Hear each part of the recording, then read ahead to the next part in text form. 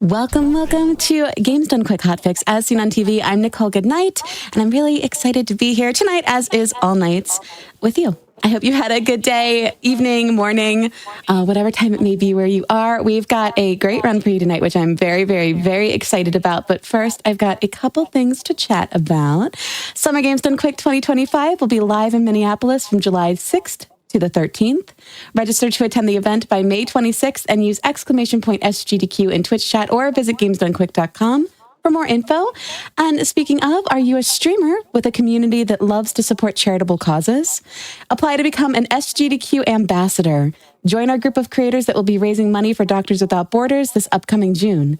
Selected streamers will raise money for the charity and have the chance to attend the event as guests of GDQ and MSF. If you use !SGDQ ambassadors in chat, you can get more information and apply by April 27th. Now, as seen on TV, games that are on TV or movies, and what better game to have than Minecraft, given its recent movies. So without any further ado, we have an amazing Minecraft Java Edition All Advancements run brought to you by Oxidiot. Take it away. Hello. Hi.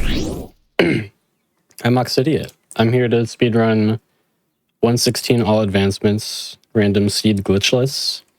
Before we get into the run, a couple things, since this is a not speedrun, it's like since this is a marathon run, I'm going to be playing on a not random seed. It's not a seed that I've seen, it's a seed that Pac-Man MVC, one of the commentators, have picked out. And I'm also going to be playing with cheats on and keep inventory on. I hope I'm not gonna, I probably won't have to use either of those, but like, it's just in case. So yeah. All right. Do we want to intro commentators as I start the run? It's up to you. You don't have to introduce us. You guys can get introduced. Oh my gosh. Okay. We go with that introduction. Start the run. It's okay. We'll start in 3, 2, 1, go. And commentators can introduce the run in themselves. Pac, you want to go first or should I? Sure. So my name is Pac-Man MVC. Call me Pac. I'm a very avid enjoyer of all advancements speedrunners. And I'm Dustafolder. Unlike Pac, I have actually completed an AA run before. The A for all advancements. We're probably going to say that a lot, considering all advancements is a bit of a mouthful. But yeah, we're both big fans of the category, and we are very excited to see Oxy complete this run in under 3 hours, surely. I got cheats on for a reason. There's no way to lose. A bit of background for the category is all the advancements. This is in 116, so there's 80 advancements in total that we're going to be getting. These range from, simple things like pick up iron or diamonds to some very complicated ones that require a lot of setup. Like, how did we get here? Which will we explain when we get to it in the end of the run. That will take its own section of the run at the very end. But right now, what you see is a desert spawn. These are regarded as the best starts for this kind of category. For you could say the only starts in theory. Basically, yeah. The reason for that is a lot of AA requires you to do a lot of exploration, which means you have to go very far out and look for a lot of things. And the fastest way to explore is with an elytra.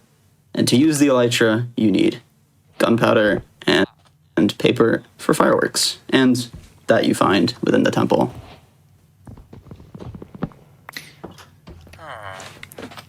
Which we've already looted the temple here. The temple was pretty good. I don't know if we mentioned that we were in a temple, but the temple is like a structure that spawns in deserts. It looks kind of like a pyramid. I think it's actually called a pyramid in the code, but everybody refers to it as a temple anyways. And we got some iron from it. We got an enchanted golden apple, which we will need later in the run, so we can't use that early on. We got an Unbreaking 3 book, and a few other goodies, including the gunpowder that we're definitely going to need in the outer end.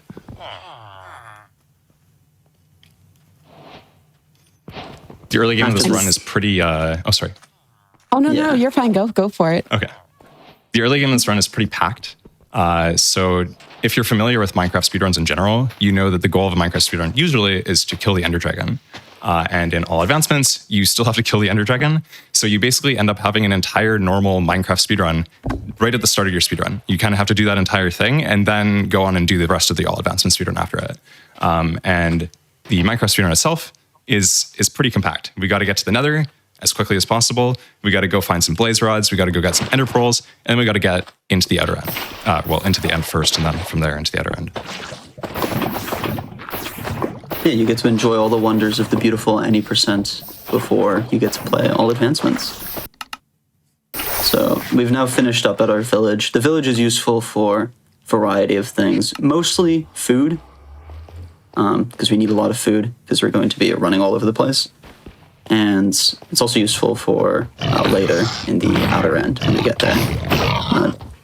Now we have Lava Pool, which, as Oxy has beautifully executed, allows us to make another portal to enter the Nether. And this is where the real speedrunning parts, all of the actual endgame items start from. So to fill in the end portal, we need Eyes of Ender, which require ender pearls and blaze rods. We get those from 2 nether structures. This is the first one, a bastion remnant, can get us a lot of pearls. And then the second one, which conveniently we spawned next to, is a dark structure behind us. You can see it in the background here, kind of. The fortress, which we will go to after we're done here. Now, this bastion, in Minecraft, there are 4 different kinds of bastions, which were all added in 1.16. And this bastion is the housing variant, which is classically known as the fastest speedrun bastion. It does depend on the context of the run you're doing. In any percent runs, we find a lot now that the stables bastion is actually faster, despite what Pac-Man might say. But in all advancements runs, you like the consistency of a bastion that gets you a bit more gold more consistently. And housing is definitely the best bastion by far for both speed and consistency.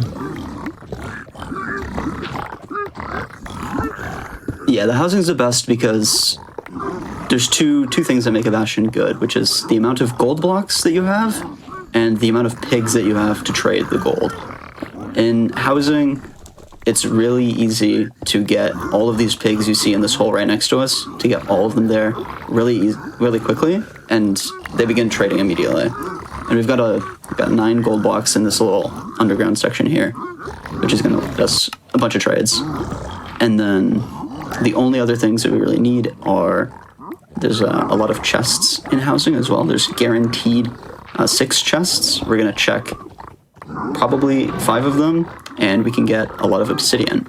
The obsidian can let us go back and forth between the overworld and the Nether, and we're going to be doing that probably a lot this run.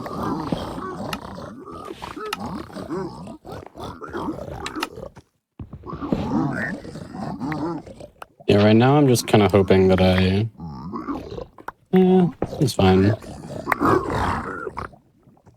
Just hoping that I get enough stuff from these trades to get me through the rest of the early game. When we say stuff, the important things are, number 1, ender pearls, because you need at least 12 of them. More of them are useful to, teleport between place to place. Other things include string to make some beds. Beds are what we're going to use to kill the dragon quickly, because they do a lot of damage because they explode in the end. We need obsidian, as I've mentioned. You'll also see this respawn anchor that Oxidian has made, with which you can get an advancement called Not Quite 9 Lives if you fill it up all the way. Yeah, in a normal Minecraft any percent speedrun, you don't need advancements, obviously. You just need to kill the dragon. So a lot of players will use the respawn anchor because it does damage when you right-click on it, just like a bed, which I guess is something we'll have to explain later. But it's useful for killing the Ender Dragon. But in AA, because you need to use a respawn anchor anyways to get an advancement, most people just overlap that and then hope to kill the dragon just with beds. Right now, we're leaving the bastion. One thing we should probably mention, I just saw a question in chat, which people did answer, but I think we should give a little bit more context to. The question was, how do you know where the gold blocks are hidden in the bastion?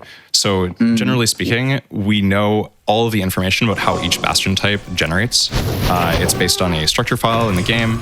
and we have all this information, and we've used it, and by we, I mean people who actually do routing for the game, not me particularly, but it's been used to create a lot of really, really good fast routes that are consistent for every single bastion. And the reason why housing is such a good bastion so fast is because the routes that have been developed to loot that bastion are extremely consistent. And you get a lot of chests, which get you a lot of obsidian, and you get a lot of gold, which gets you a lot of pearls, fire res, and also obsidian, and string as well. So here at the Blaze spawner, we've done another thing. We took one of those beds from the village, and we used it to blow up the surrounding blocks around the spawner. So the reason we do that is because we get more blaze spawns. All of the blocks that are available to be spawned on by the spawner, it'll check like a random position, and if it can't spawn there, then it will just fail. So if we, sometimes you can just mine out the spawner, but mining it out is pretty slow. If you've got a bed, or you can use some of the TNT that we've got from that temple from earlier and use it to blow up the spawner as well. And that's going to make it so that these blazes spawn more frequently, successfully, and it's also going to spawn in bigger packs. Like right now, you saw a 4 spawn. That's the most amount of blazes that you can get from one cycle. And if we get enough rods here, Should I leave on 6? I think we've got leave on 6. No. The odds of me losing time to that are like 10%, I would say. Yeah. So the time loss there would be we need 12 to fill in the portal. That's, well, not necessarily, but you should have 12 to fill in the portal. The portal has a chance to already be filled a little bit. Watch out. It's okay. Just to clarify really quickly, you need 12 Eyes of Ender, and you get 2 Eyes of Ender. The ratio is 1 Blaze Rod to 2 Eyes of Ender, which is why we only need 6 rods in theory to get into the end.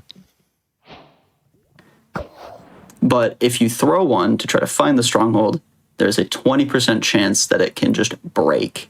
And if that happens, and then you've only got 11, there's a chance that you cannot enter the end, which is why we've collected 7 rods. So even if 1 breaks, or even 2 breaks, we can move on. We don't have any issues. So just to speak about what we're doing right now, we're going to the stronghold. And the way that we know where the stronghold is using a tool called Ninja Bot.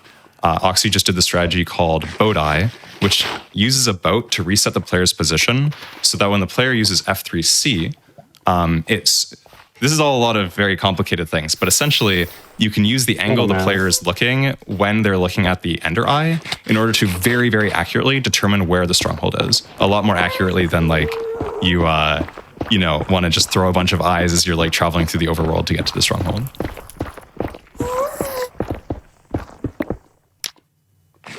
The same tool that does all of that calculation will also be used later in the run to be used to keep track of different structures that are going to be important. It's a tool developed by someone in the community called Ninja Brain. The tool is called Ninja Brain Bot. It's used mostly to try and find the position of the stronghold, as we have here executed perfectly. We have gotten the advancement I Spy. We're now in the stronghold. But it will also be used later. We'll point it out when it's used to keep track of some key structures that would be important. So also don't use that. Oh, yeah. Oh, sorry. When I entered the stronghold, I lowered my FOV and opened the F3 menu and looked at the pie chart. Can one of you explain that while I try to knock out the zombies? So the pie chart, we should probably clarify what the pie chart is real quick. Can you open the pie chart actually? Okay. So on the bottom right of your screen right now, you can see a pie chart. It's literally a pie chart. That's what they're called. And it displays a lot of different information about the graphical resources that are currently being used by the game. So in this case, we're using the pie chart in order to determine if we're rendering a spawner, essentially. So spawners, spawners have an entity within them. It's a little bit complex, but the entity within the spawner requires graphical resources to be rendered.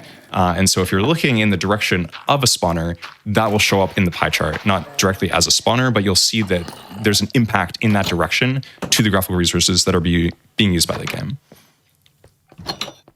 So in the stronghold routing here, as we've seen, there's a few things we have to do before we can actually go and just go to the end. Because, as I mentioned before, to use that elytra, we need firework rockets, 2 ingredients, paper, and gunpowder. The gunpowder we've already taken care of. The paper comes from here, which is the library within the stronghold. So that's why we went to the library first. Library also, conveniently, has a lot of wood, which we need to craft a bunch of other items, and also has books. Books will be used to make an enchantment table, bookshelves, and do a bunch of enchants after we leave the inn. Inconveniently, oh, sorry. Yeah. No, go ahead. Yeah, inconveniently, Oxidate did get a single-story library. So in the Stronghold, generally speaking, libraries always are supposed to have 2 floors. And 2-floor libraries, when you blow them up, give you a lot of wood. Single-floor libraries do not. And single-floor libraries only occur when there's like something that cuts off the top of the library from getting generated. So it's unfortunate. It usually doesn't happen. It's a little unlucky that we got that here because we don't necessarily. I don't know, Oxy, do you have wood? Did you have wood from Overworld, or do we need to find the other library? I need the other library. Which is quite the time loss, because otherwise we got all the paper we need, we got all the books we need, but we need to find the other library because we got a single-story one. I still also need to find the portal room. Something that's a complicating factor is that as you're routing the stronghold, more and more mobs are spawning in, and mobs are entities which also take up graphical resources when you look at them. So it's pretty likely that like it just gets harder and harder to locate the portal room because it just becomes more confusing essentially. Here we go. We've found a second library. This is a 2-story library. This one will suffice for our wood needs. And as you might also have noticed, we've picked up a lot of enchanted books here, actually. I don't know what they all are. One of them is Unbreaking. I don't know what the other 3 are. We got but 2. The reason we got Unbreaking, and I believe Silk Touch. Aqua Affinity, Silk Touch. Those are from the what's it called? The temple at the start of the run. Okay. So all of these Aqua and Looting from the libraries. That's incredible. But yeah, all of these enchanted books we're keeping because the enchantments are going to save us a lot of time later. We're going to be spending a whole section of the run just enchanting basically everything that we have. And if we can get a bunch of the important enchantments, that's going to reduce the amount of time we need to spend getting lapis or just sitting at the enchantment table.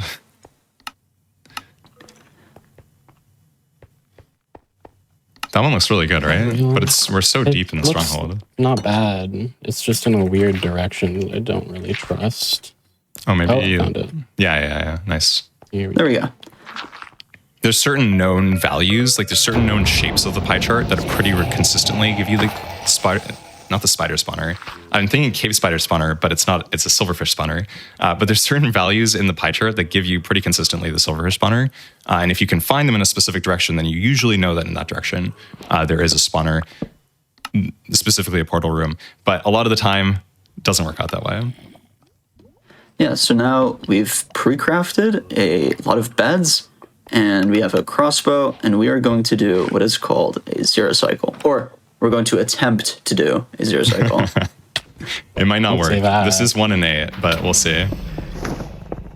So basically, actually, maybe we should stop talking to let Oxy focus. No, we're set up. All right, we're all good.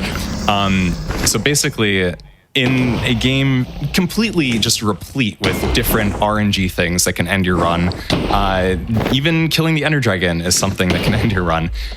There's a lot of random factors in the end generation.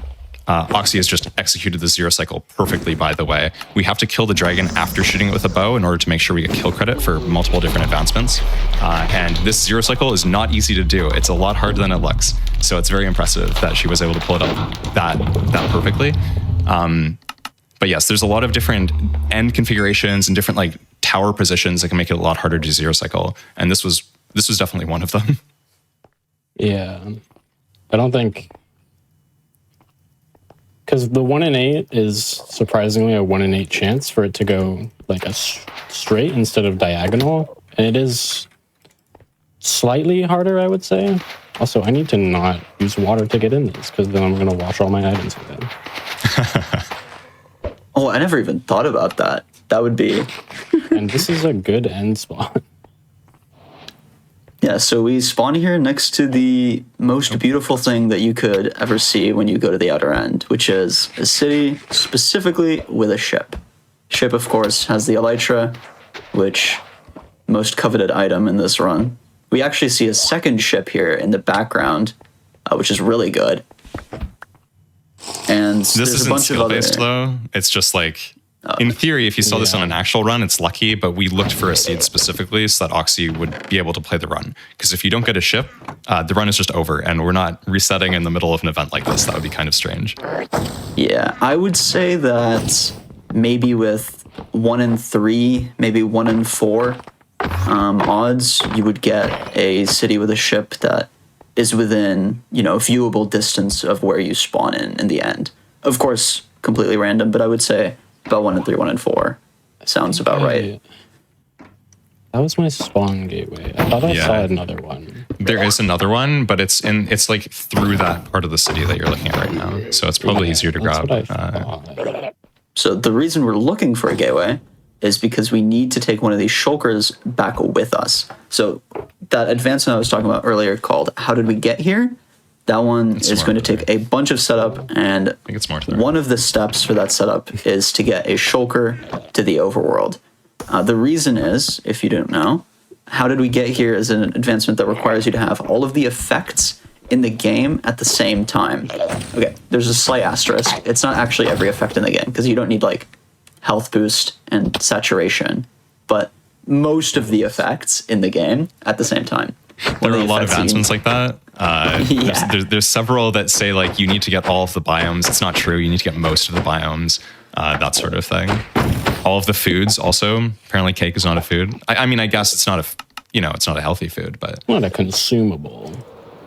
that's true. That is true. Are there any consumable foods that are not required for a balanced diet? Water bottle. True, actually. I don't know if That's a like good point. consumable potion counts. I'm not sure. Why didn't? What Oh, the grids. That's actually a great question Was in the it chat. off? I think it was So- on the wrong side of the chunk border, but I could be wrong. So the reason that you see these yellow lines and blue lines and Oh no. red lines, these are chunk borders. The entire world of Minecraft is separated out into chunks. There are 16 by 16 block sections of the game, and what we're doing right now is called shulker yeet. This is a bit technical, but the way that this It's really works, cool though. it is very cool. As you can see, the shulker flies through the air when we do this. So the way that it works is the fishing rod bobber can catch onto the boat because the boat is an entity and you can hook entities. However, when it's unloaded, it doesn't. So normally when you hook something and you walk so too cool. far away, the line will snap. However, it snaps after 32 blocks. However, if that entity is not loaded, then it does not register that it needs to snap the line. So using that, we can increment our render distance to keep the shulker just barely out of render distance so that the line never snaps.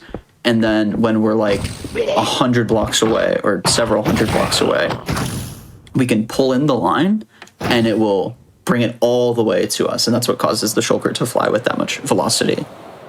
If you do this accurately enough, it's very consistent to be able to move the shulker a great distance. And we can use that to get the shulker. We'll do it. We did it once now to get it to the gateway, and we're going to do it again when we get back to the main island to get it to the overworld. In theory, you Significantly could do. easier than trying to move the shulker like manually with like a mine cart or something. Yeah, we actually used to use minecarts and like That is the way it waterways used to be done. until someone decided to make it much smarter and faster, and then we decided to do that instead. So shout out to that person. Oh, I that's didn't unlucky. get great view. Great View. Great View is an advancement that requires you to have levitation. And this is another one where the description says one thing, but you can actually do something else. The description for Great View says levitate up 50 blocks with the levitation effect. You can just go down. And going down is a lot easier and a lot faster than going up. So we can use this chorus fruit to snap us to the ground, or we can throw a pearl down. And if we go down 50 blocks, then we get Great View. Right there, it was just a little bit unlucky because the city is pretty small. Even though we were at the highest point in the city, we're still only like 45, probably like 48 blocks off the ground. So it wasn't possible to get great view there. But it's not a huge deal. We'll just do it here instead. We're slowly getting better pickaxes. We don't know. I assume Pack only checked for like certain things, so we don't know if we're going to get like an efficiency 4 pick in the outer end, which is something that you usually really want in AA. But we'll get it one way or another. It just might be a little bit more annoying. I didn't even know the city was here. I looked for 2 and I said that'll be good enough. Those cities were pretty small, so it's lucky that it seems. I think we got everything. Do we have all our iron? I have 4 diamonds. You have 4 diamonds. Yeah. So the things we need from the cities is, of course, we need the elytras. The elytras are super important. The reason, by the way, that we're getting multiple elytras instead of, some of you may play casually, you might be thinking, why don't we just get 1 elytra, put mending on it, and then, call it a day. The reason is because getting mending is not so simple and definitely not so fast. You'd have to trade with a villager. It's inconsistent. It's very slow.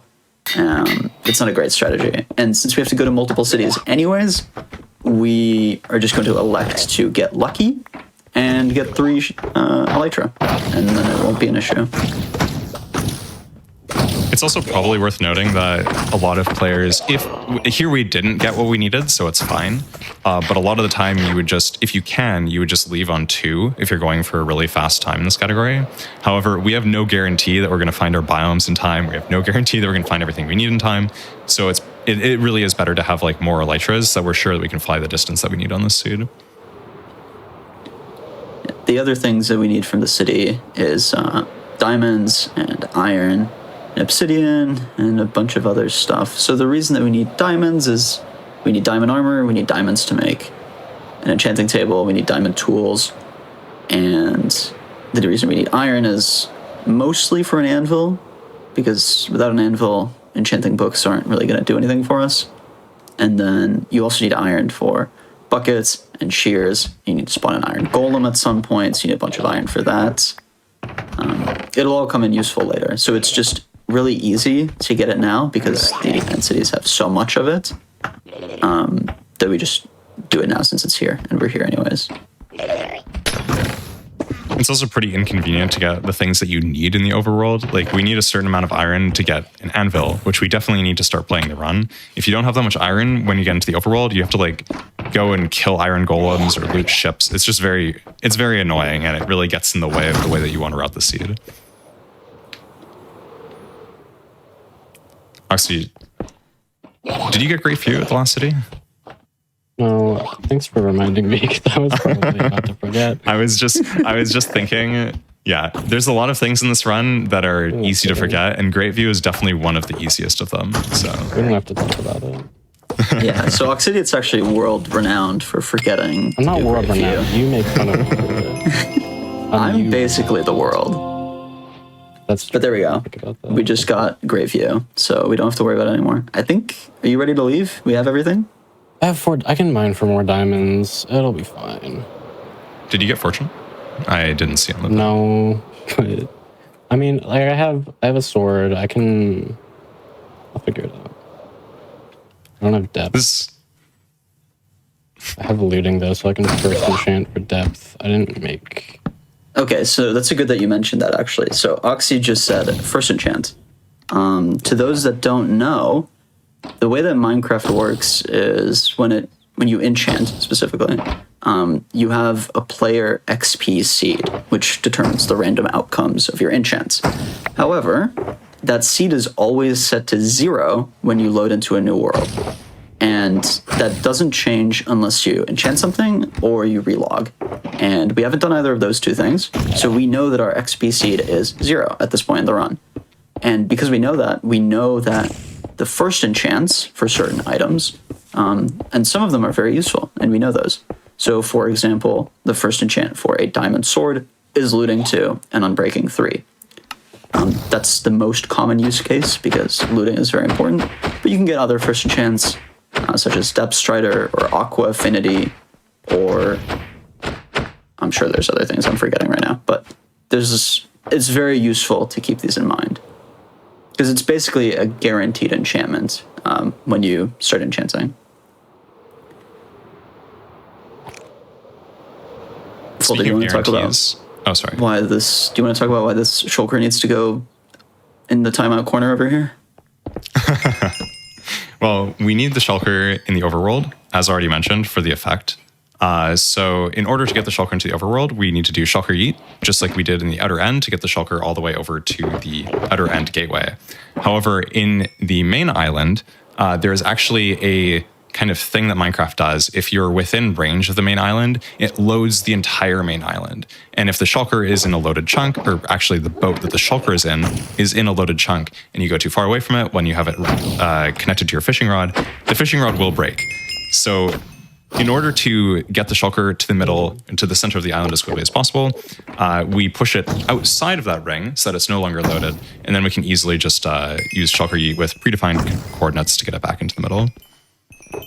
So bad news. I don't know where my books went. Oh. Just not sure what happened to them. So I'm gonna quick detour. Any chance you threw them through? Probably not, right? Well, could they possibly be in a shulker box? Because I'm sure you were clicking stuff in after getting I'll look again. 0. Okay. Oh, So no books. I made a Maybe we didn't grab books from the outer end. Or from the. We might not have. I think grabbed the I books. probably just threw them out in the library or in the portal room. So I'm just gonna quick detour back there. This is not. I do make this mistake like not super often. Oh my god, there's an endermite. Okay. And so we actually just got rewarded for this. This is a planned That's detour, like- It's a actually. net time save. That's like, oh my god. Okay, well I lagged and it dipped me in lava.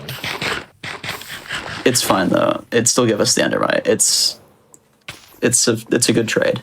So the reason the endermite matters, in case you're wondering, is we have to kill every mob. Endermite is one of them that you have to kill, and endermite is really, really, really annoying to get. It's a 5% chance to spawn anytime you throw a pearl, and that's the only way that you can get it. Which means and it sometimes spawns at the location you threw the pearl from, importantly, not the location you land at. So as you're throwing pearls throughout the nether, for example, you'd have to look back every single time you throw a pearl to check to see if you got an endermite spawn. which we didn't do, and that's why we didn't see this one.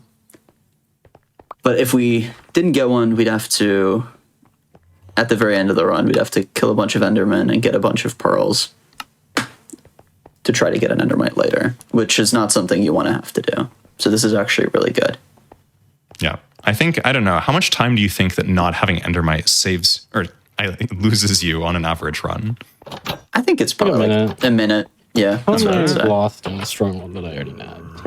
I don't think it's... Well, we didn't really find the portal room properly. That's Pie true. chart. I might It's just lit. go back. It is lit. We but did this- actually pie this- chart.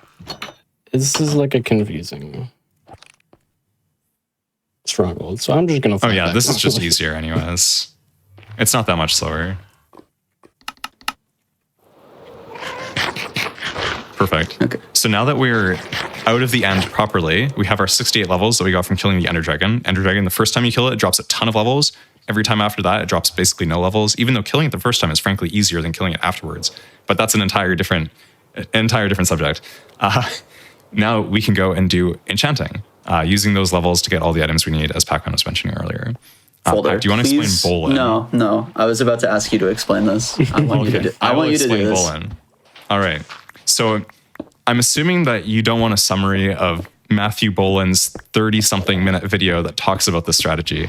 But essentially, clay patches, gravel patches, and I think some other things, but it doesn't really matter because they're not usable anyways.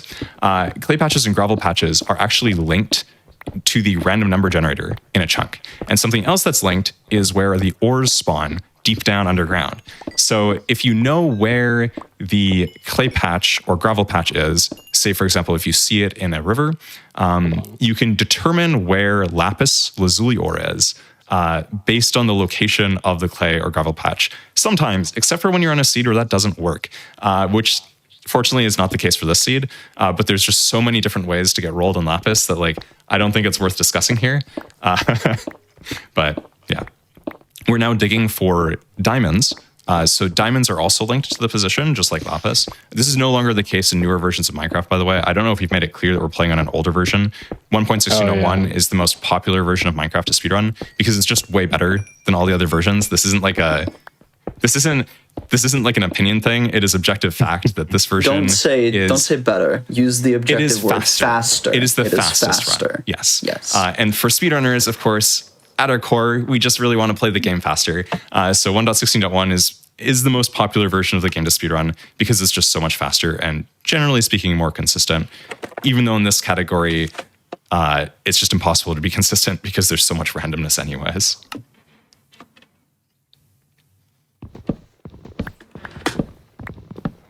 We do need to get wood still, even though we blew up wood in the stronghold. We need more wood now to make all the bookshelves so that we can do the enchanting split. Yeah, this is a very successful dig down. It is not frequent that you dig down the first time and you hit lapis first try and you hit diamonds. That's pretty lucky. I was very grateful for that. It really is incredible how many things there are in a single... It's hard to... I think we're going to be talking about randomness a lot in this run. It's hard to put into words just how random an all advancement speedrun is. Even though the general route that you do is pretty consistent, and most players who play all advancements could tell you like, hey, yeah, you go kill the Ender Dragon, then you go get an Elytra, etc., etc., etc. There's so many different things that can go wrong for reasons completely outside of your control. So I don't know where I was going with this. But yeah, basically this category is extremely random, and it's not very pleasant.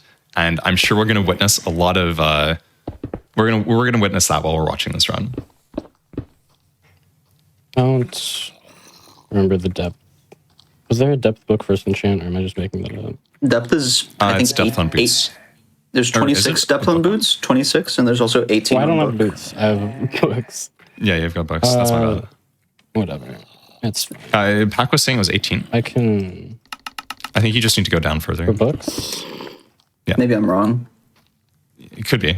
We can check the spreadsheet, but I don't know if we want to pause that long. Oh, that's Aqua Affinity. Nope, I was wrong. That's what I thought. Okay. Whatever. I'm gonna just... I think it is only on boots. It is. That's fine. So this isn't something you would normally see in an all advancement speedrun, but we're smelting cobblestone in order to get stone, in order to make an item that I call a disenchanter, but isn't actually called that. Pac, what's the name again? It's called a grindstone. It's called a grindstone, yes. We're making a grindstone so that we can remove the enchantment from our diamond boots so that we can get the first enchantment of Depth Strider 2 on them, it's not technically necessary for an all advancement speedrun, but you're going to feel really, really sad if you don't have it. Depth Strider, if you're unfamiliar, is an enchantment that increases your movement speed in the water. More specifically, each level of Depth Strider removes 1/3 of the water movement penalty. So at Depth Strider 3, moving through water is just like moving on land. And the reason this matters is because you spend a lot of time in the water. As you'll see, there's going to be a bunch of stuff to do in the ocean. We're going to be killing fish. We're going to be killing drowned for tridents, shells. We're going to be going to monuments for gold. We're going to spend a lot of time in water. So the movement speed does make a huge difference. And at the very end of the run, we need a dolphin. And getting a dolphin out of the water on a lead is really annoying if you don't have Depth Strider. So it's maybe not the most serious reason to get Depth Strider because you can just fly it straight up. It's just extremely irritating if you don't have Depth Strider. Actually, I think that that's the one thing, for me at least, on all advancements runs where I'm like, I need Depth Strider. Like, I don't ever want to play without Depth Strider just because of the dolphin transport at the end of the seed. Everything else you can kind of get away with it. It's like you just swim really slowly and it's really unpleasant. But yeah. Oh, okay. I've never done this before, but it's fine. So, what are we looking for? We have 2 Smite 3 books. Oh, I see. So one of the enchantments that we want is Smite. The reason we want Smite is because Smite allows us to one-shot undead mobs with a crit. Specifically, Smite levels 4 and 5 on a diamond sword or just smite 5 on an iron sword. This is really useful because later we're going to kill a bunch of wither skeletons, and without smite, it's going to take 2 hits. So it's going to take twice as long, and that's really annoying. Throughout the seed, we also kill a ton of drowns, which are also undead mobs. I don't know if you already mentioned that, but yeah, it's very unpleasant to kill them without smite, especially the ones that hit you back at range.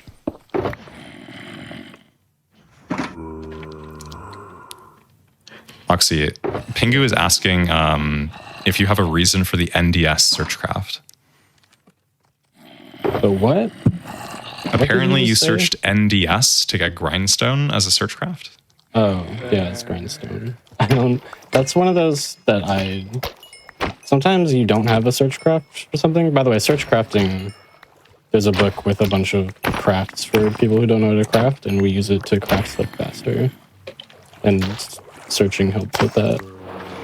But sometimes I don't have a planned out search craft for an item, so I just think about the word, and I try to type the letters that are in the word that I know.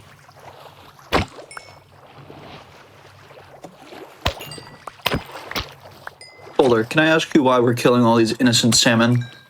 Why, yes, you can, Pack. So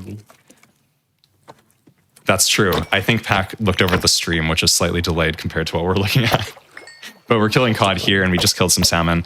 And the truth is that AA players, all advancement players, hate fish. It's a deep phobia of fish, mainly because of all of the horrible things the dolphin does to you throughout the run.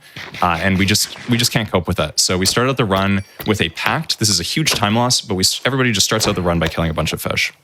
Is that the explanation you were looking for? Yeah, no, that makes sense, because dolphins are absolutely the most annoying mob in the game that we have to deal with. They just mess up your movement. They don't cooperate. They fall off their leash and die of fall damage all the time. They don't give you grace. It's just... And speaking of something else that's really annoying, cats, which unfortunately you also need the fish to tame cats. And in all advancements, there's an advancement called, not an advancements, an advancement. There's only one, fortunately. Thank goodness. There's one advancement called a complete catalog, which is a pun, and you need to tame every single cat in the game. And cats eat fish. It's a completely random amount of fish. I think the average chance is 1 in 3 for you to tame a cat. That's correct. On a given fish. Yeah, it's 1 in 3. Yeah. And there's 11 so if you want to cats. do the binomial distribution, you're free to, but we usually get around 30 to 40 fish to start the run for that. It's also important to note that one of the cat variants, the black cat, only spawns under very specific conditions. It can always be found, well, always with an asterisk. It can usually be found in a witch hut. The witch spawns with a black cat, unless a bug occurs. There's a bug that can result in that black cat actually getting turned into a random cat variant. Or, based on the cycle of the moon, any cat that spawns in a village can also be a black cat. This works on only specific nights. Coincidentally, however, the first night of the game is one of the moon phases that this does work on. So there's a small chance that you get a black cat in your village at spawn. However, I don't think this happened on this run. No. In the set seed variant of all advancements, referred to as SSG, there's actually no witch hut that is super close to the route that players go on. And so they reset for a version of the seed because it's random. Well, it's the same seed, but they reset the seed repeatedly until they get a black cat spawn in their spawn desert. So that's just an example of it being pretty useful that they can spawn in the spawn desert. But yeah, it's not always the case. It usually is not the case that you get a black cat. So you're going to need to look for a witch hut.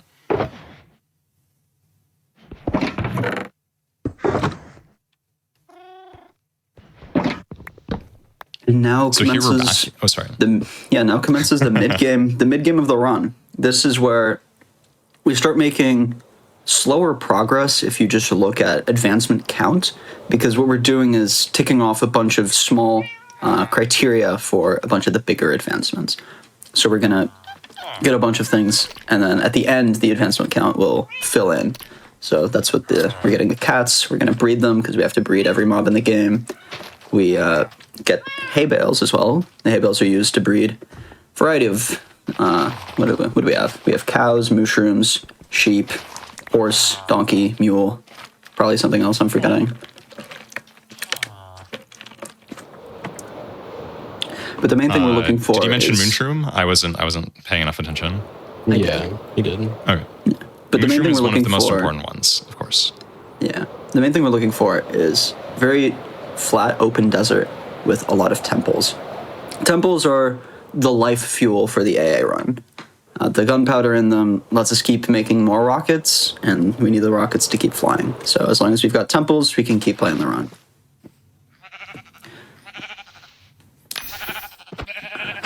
Folder, do you want to talk about the outpost and monument? Yeah, so we actually got really lucky on the seed, except we didn't get lucky because we looked for a seed that would fit these. Pack made sure that the seed would fit these conditions. But essentially, there's a concept in all advancements called endgame procs, or also endgame proximity. In the end of the game, when you're wrapping up and you're getting your big advancements at the very end, you need to do a bunch of stuff. And one of the things you need to do is how do we get here? And how do we get here requires a bunch of effects. 2 of those effects, 3 of them actually, require specific structures. So one of them is mining fatigue that requires a monument. Monuments only spawn in the ocean. And when you start the run, you usually don't know. Sometimes you do, but you usually don't know if there's a monument nearby. So this seed, we know that there's a monument nearby because we looked for a seed that would have that so that the end game would be decently playable.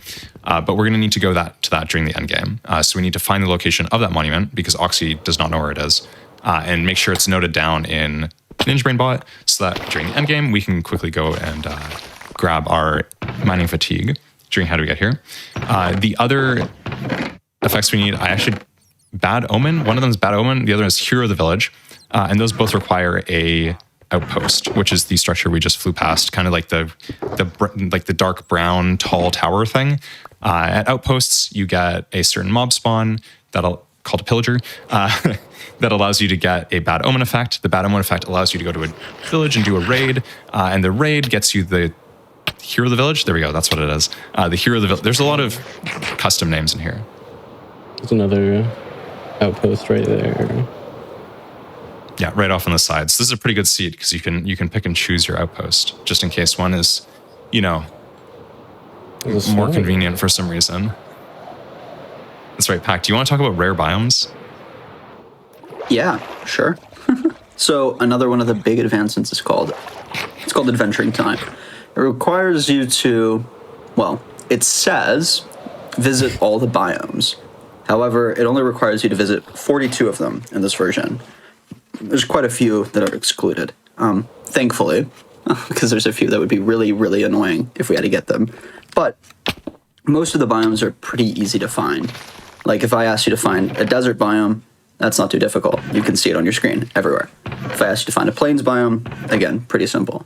There are 5 biomes that the AA community considers as rare biomes. These 5 are the jungle, snowy, the mesa, or badlands, however you'd like to call it, and the mega taiga. The 5th is the rarest, the mushroom island. You need to visit all 5 of these, and particularly, you need to get all of their sub-biomes as well. So snowy, for example, which is where we are right now, has 6 biomes that we need from it. I'm not going to list them out, but we need 6 biomes here. These biomes are called rare biomes, as you might have figured out, because they're rare. You do not get these every run. Actually, most runs die strictly because you do not find these. So getting them early is nice, and there's no way to guarantee finding them at all. You can do your best to explore as much of the seed as you can, fly out, explore as many chunks as you can, but no matter what you do, you cannot guarantee that there will be, for example, a jungle flying in a certain direction. It is purely random chance. And especially, yeah, it's perfect. But there is something that I need to mention as an AA player who's lost a lot of runs to biomes, and to make sure we represent Oxy, who's also lost a lot of runs to biomes, and every other AA player who's thinking right now, but wait, this isn't really the whole picture, because the whole picture is so much worse than what Pac just described. It's just infinitely worse. Yeah. You need to visit, like Pac said, you need to visit all of the sub-biomes. So, for example, you need to get to Snowy Beach. That's one of the sub-biomes in a snowy. Now, if you go to a snowy biome, and this snowy biome is completely landlocked, you need to find another snowy. There's no beach. You won't be able to get the Snowy Beach biome, and you won't be able to get adventuring time. That's not a big deal. Snowy biomes are really big, and a lot of the time you're going to get the Snowy Beach. But say every 1 in 20 or 1 in 30 or maybe 1 in 40 snowies, you're not going to get Snowy Beach. And that's going to be really annoying because you're going to have to find another snowy. You might lose the run to it. All kinds of wacky shenanigans going on there. Now, that's snowy. Snowy is one of the most consistent. I would say snowy is like the medium consistency biome, right? In terms of finding it, it's the most common. It's the most common to find. It's just the biggest. Yes, and it's pretty hard to get rolled on it. So it's like it's a decent biome. You can get rolled in not having igloo. We were just in the igloo. That's another advancement we need to get, which we haven't even gotten to yet, but we'll get there in a minute. Right now, what we're doing is we're waiting for a villager to finish curing. It's a zombie villager, and you can cure them in this game to get a villager back from it. We're waiting for it to finish curing. That's like a random. How long is that process? 3 to 5 minutes. 3 to 5 is correct. I think 3 to 5. That's good. That's good.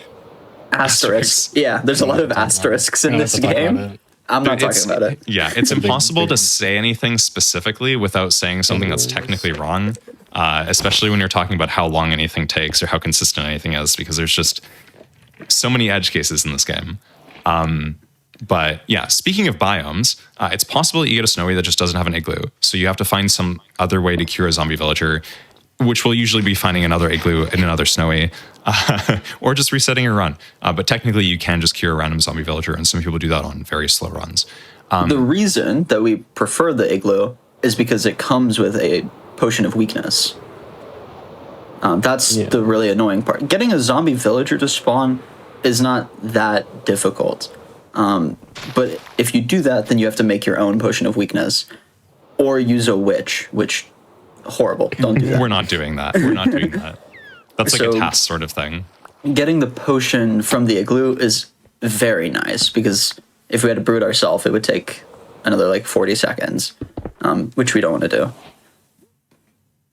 Anyways, you can continue with your spiel about biomes.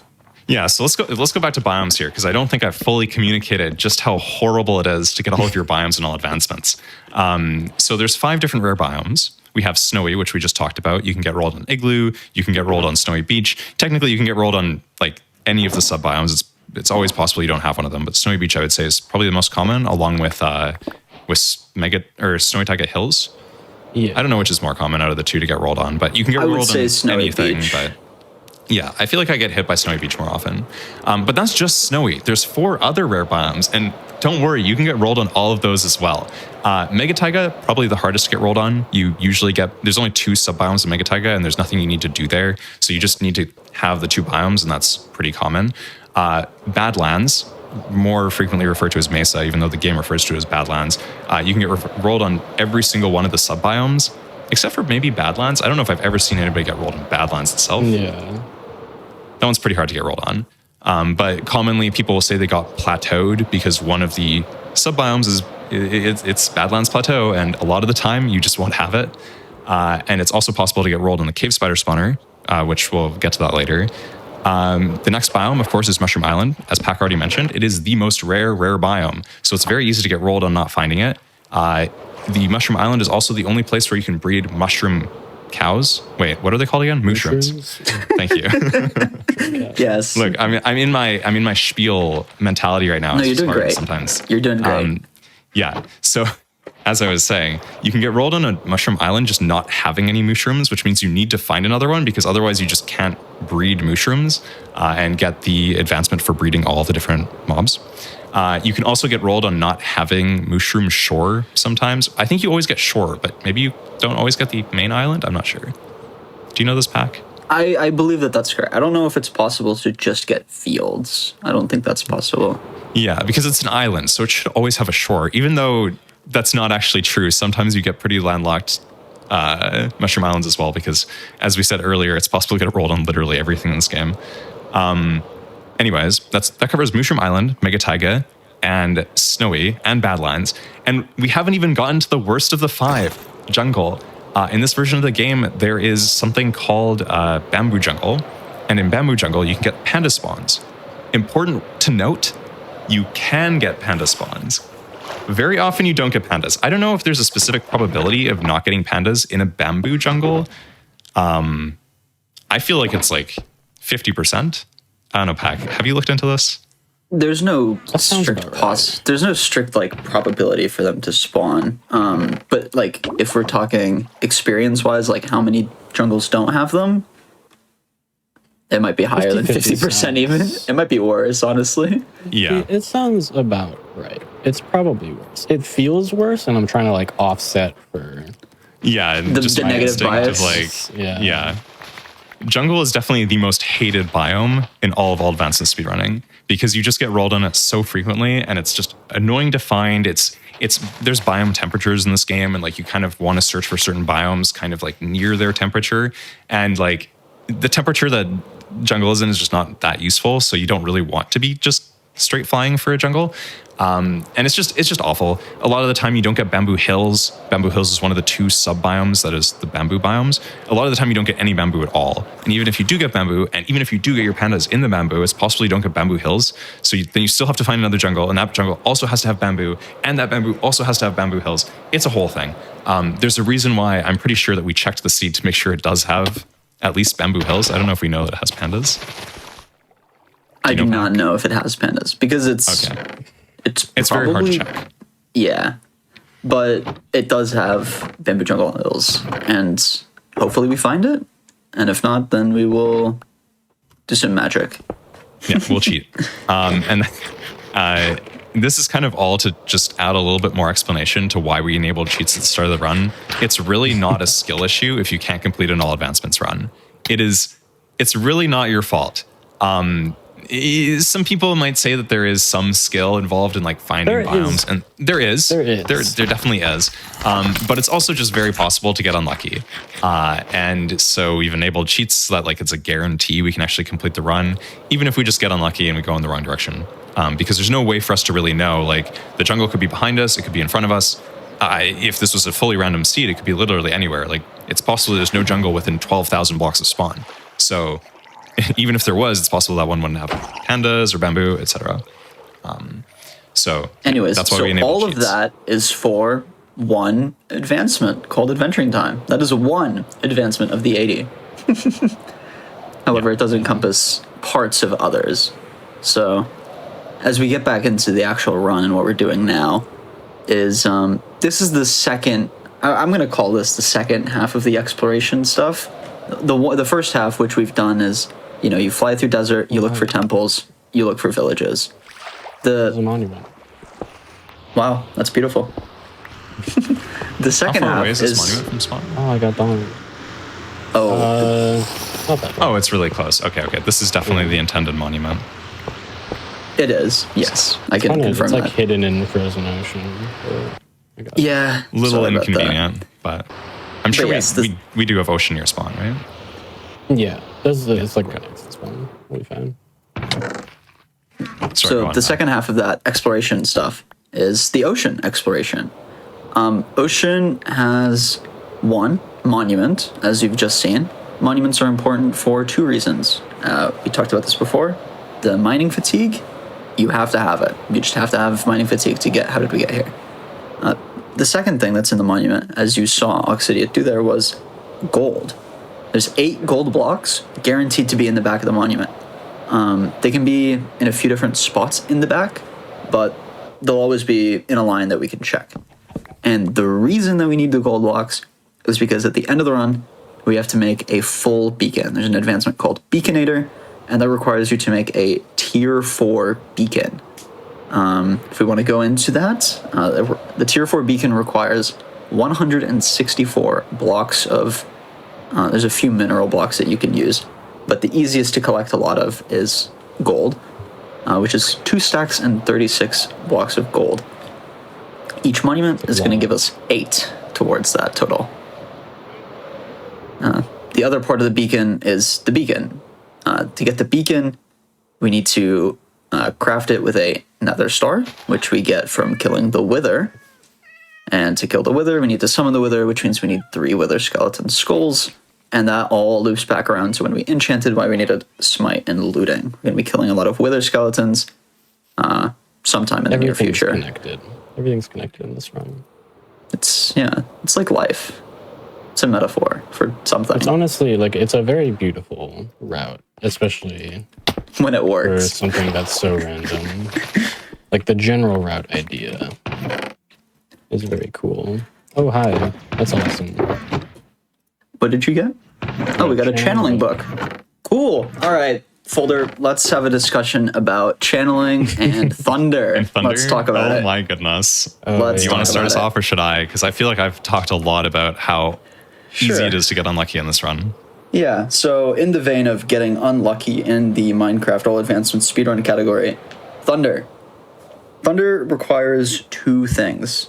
There's 2 timers in the game that just run behind the scenes called the rain timer and the thunder timer.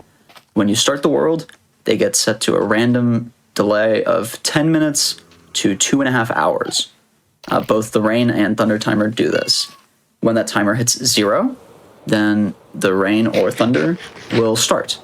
And then it will rain or thunder for some amount of time. Now, I need to be specific here. When the thunder timer is on, it does not do anything. For the thunder to actually happen, both the rain and the thunder timer have to be in the on state at the same time.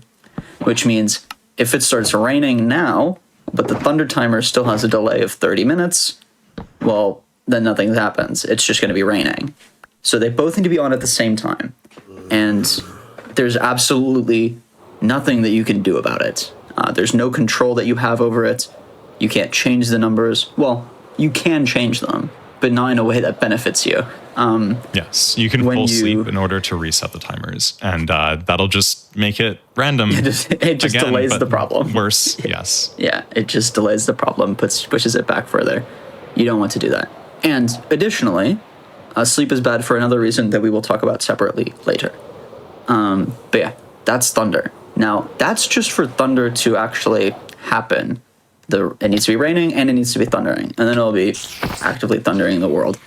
What you need is an advancement called Very, Very Frightening. Very, Very Frightening requires you to throw a trident enchanted with channeling that hits a villager while it is thundering, which is a lot of moving parts.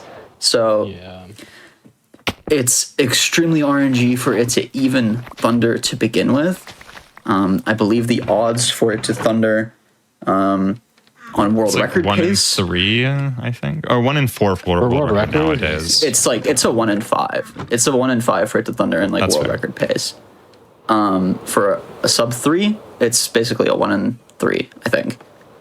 So I think it's a 1 in 3 before 230, but I could be wrong about this. Nobody knows. Nobody really knows. This is one of those things where it's been heavily calculated because the timers are kind of just the way the It's timers really work weird. is kind of annoying to calculate. yeah, I there's think no people such like, thing. Plug some computed. numbers in. Yeah, there's no Unless such it's thing simulated. as saying like, what are the odds it thunders right now? Like that's not really a thing. Yeah. But the odds are very low, and what we're trying to say is more than likely there will not be any thunder in this run. More than likely. Okay. For the Yes. millionth time, we put cheats on for a reason. A lot of the time in all advancements, people will complete what they call thunderless runs. So a thunderless run is a run except without the 2 advancements, well, specifically the 1 advancement, but we don't care about the other one very much, that you can only get if it thunders. So people will say, hey, I got a thunderless 230, or I got a thunderless 3, like sub 3 run, which is technically isn't a completed all advancements run, but it's commonly accepted that it's about as impressive as getting the same time with thunder. It encapsulates the same skill as completing a full run, mostly because there's no skill in getting it to thunder. It's pure RNG.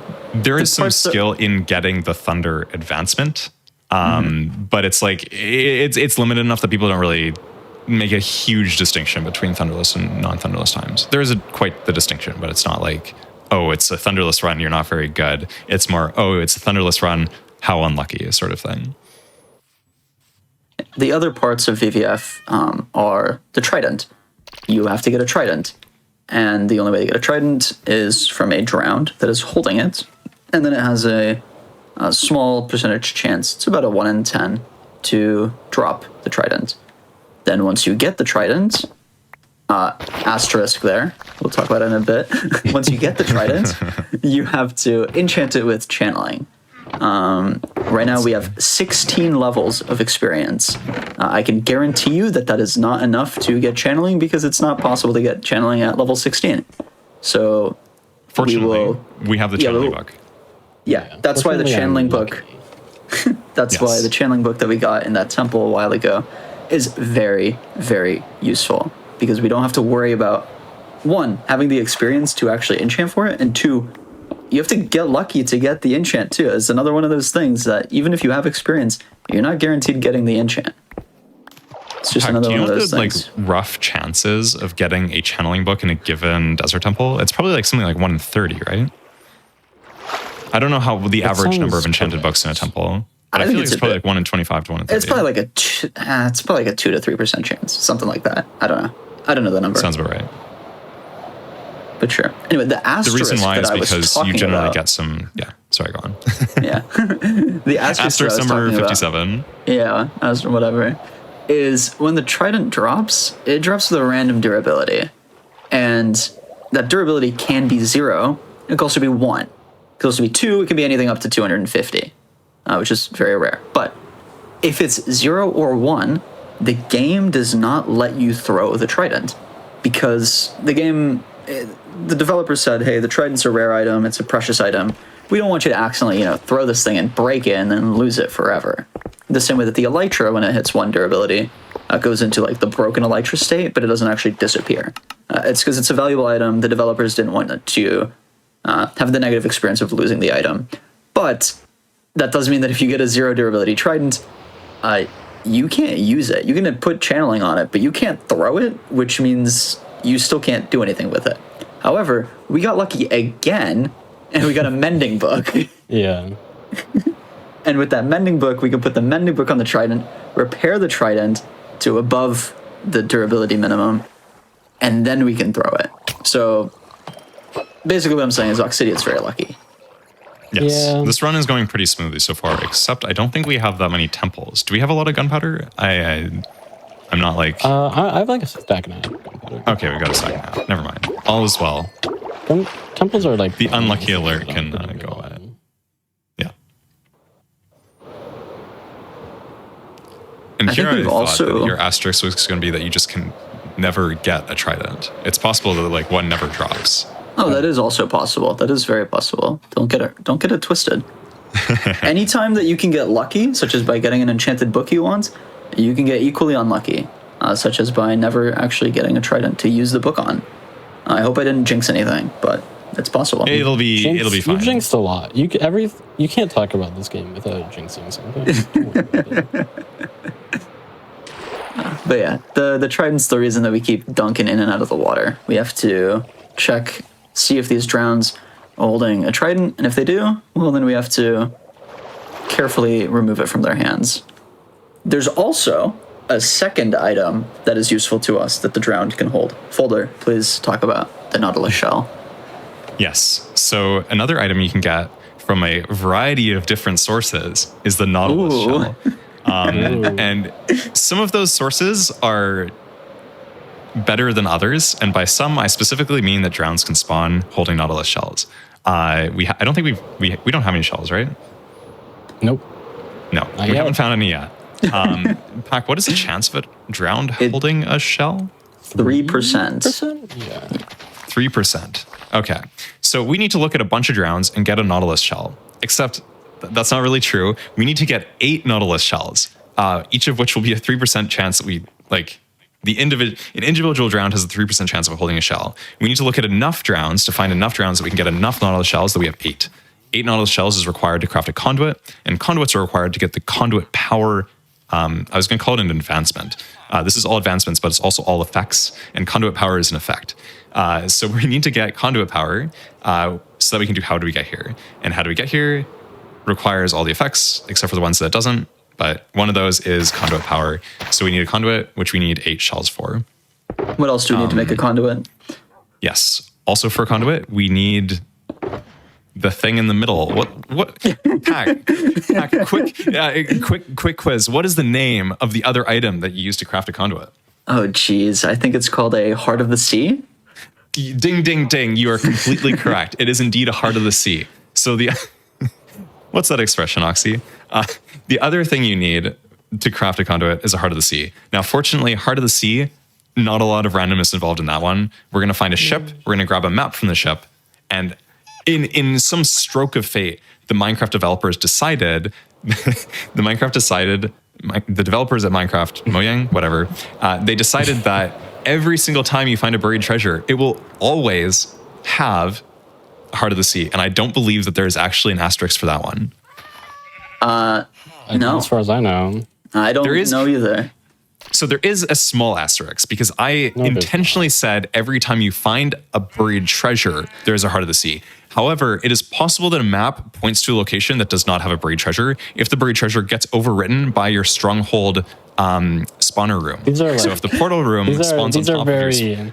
No, this happens. Things that no one's ever experienced. No, this happens. So this specifically happened to me, and I got rolled on I my... didn't know this. Yes, this was when I was running all carts. All carts, yes. I was running all carts, and I needed the iron from a buried treasure to get my last minecart. But unfortunately, I went to the buried treasure location, and there was a stronghold portal room on top of my buried treasure, and there was no buried treasure. So I have actually lost a world record to this happening. Very, very important category. I might be the only person, to be fair, to have ever lost a world record to that specific situation. But yes, generally speaking, and I don't think I've ever seen this happen to anybody playing an AA run, generally speaking, it's very easy to get a Heart of the Sea. It is like the one part of the entire run that has basically no randomness in it. And it's wonderful. It's frankly, it's refreshing to do. It makes you feel happy. So about those shells, there are multiple ways to get the Nautilus shell. Of course, one, as we said, is the drowned, 3% per drowned, which means you'd need to see about 250 Can I pause something. real quick here just to talk about what we're doing right now? Sure. Oh, yeah. This is kind of important. So right now we're doing a split called HDM. HDM stands for horse, donkey, mule. Horses are really easy to find in Minecraft. They spawn all over the place. Donkeys are smaller. They're kind of harder to see, and they don't spawn nearly as often. So when you see donkeys, specifically when you see 2 or more donkeys, you usually want to go and breed those donkeys as soon as possible, because that way you've got that breed done. And as we mentioned before, one of the big advancements in Minecraft is that you have to breed all the different mobs, except for the ones you don't have to breed. I don't know if there are any. Yeah, there are. There are.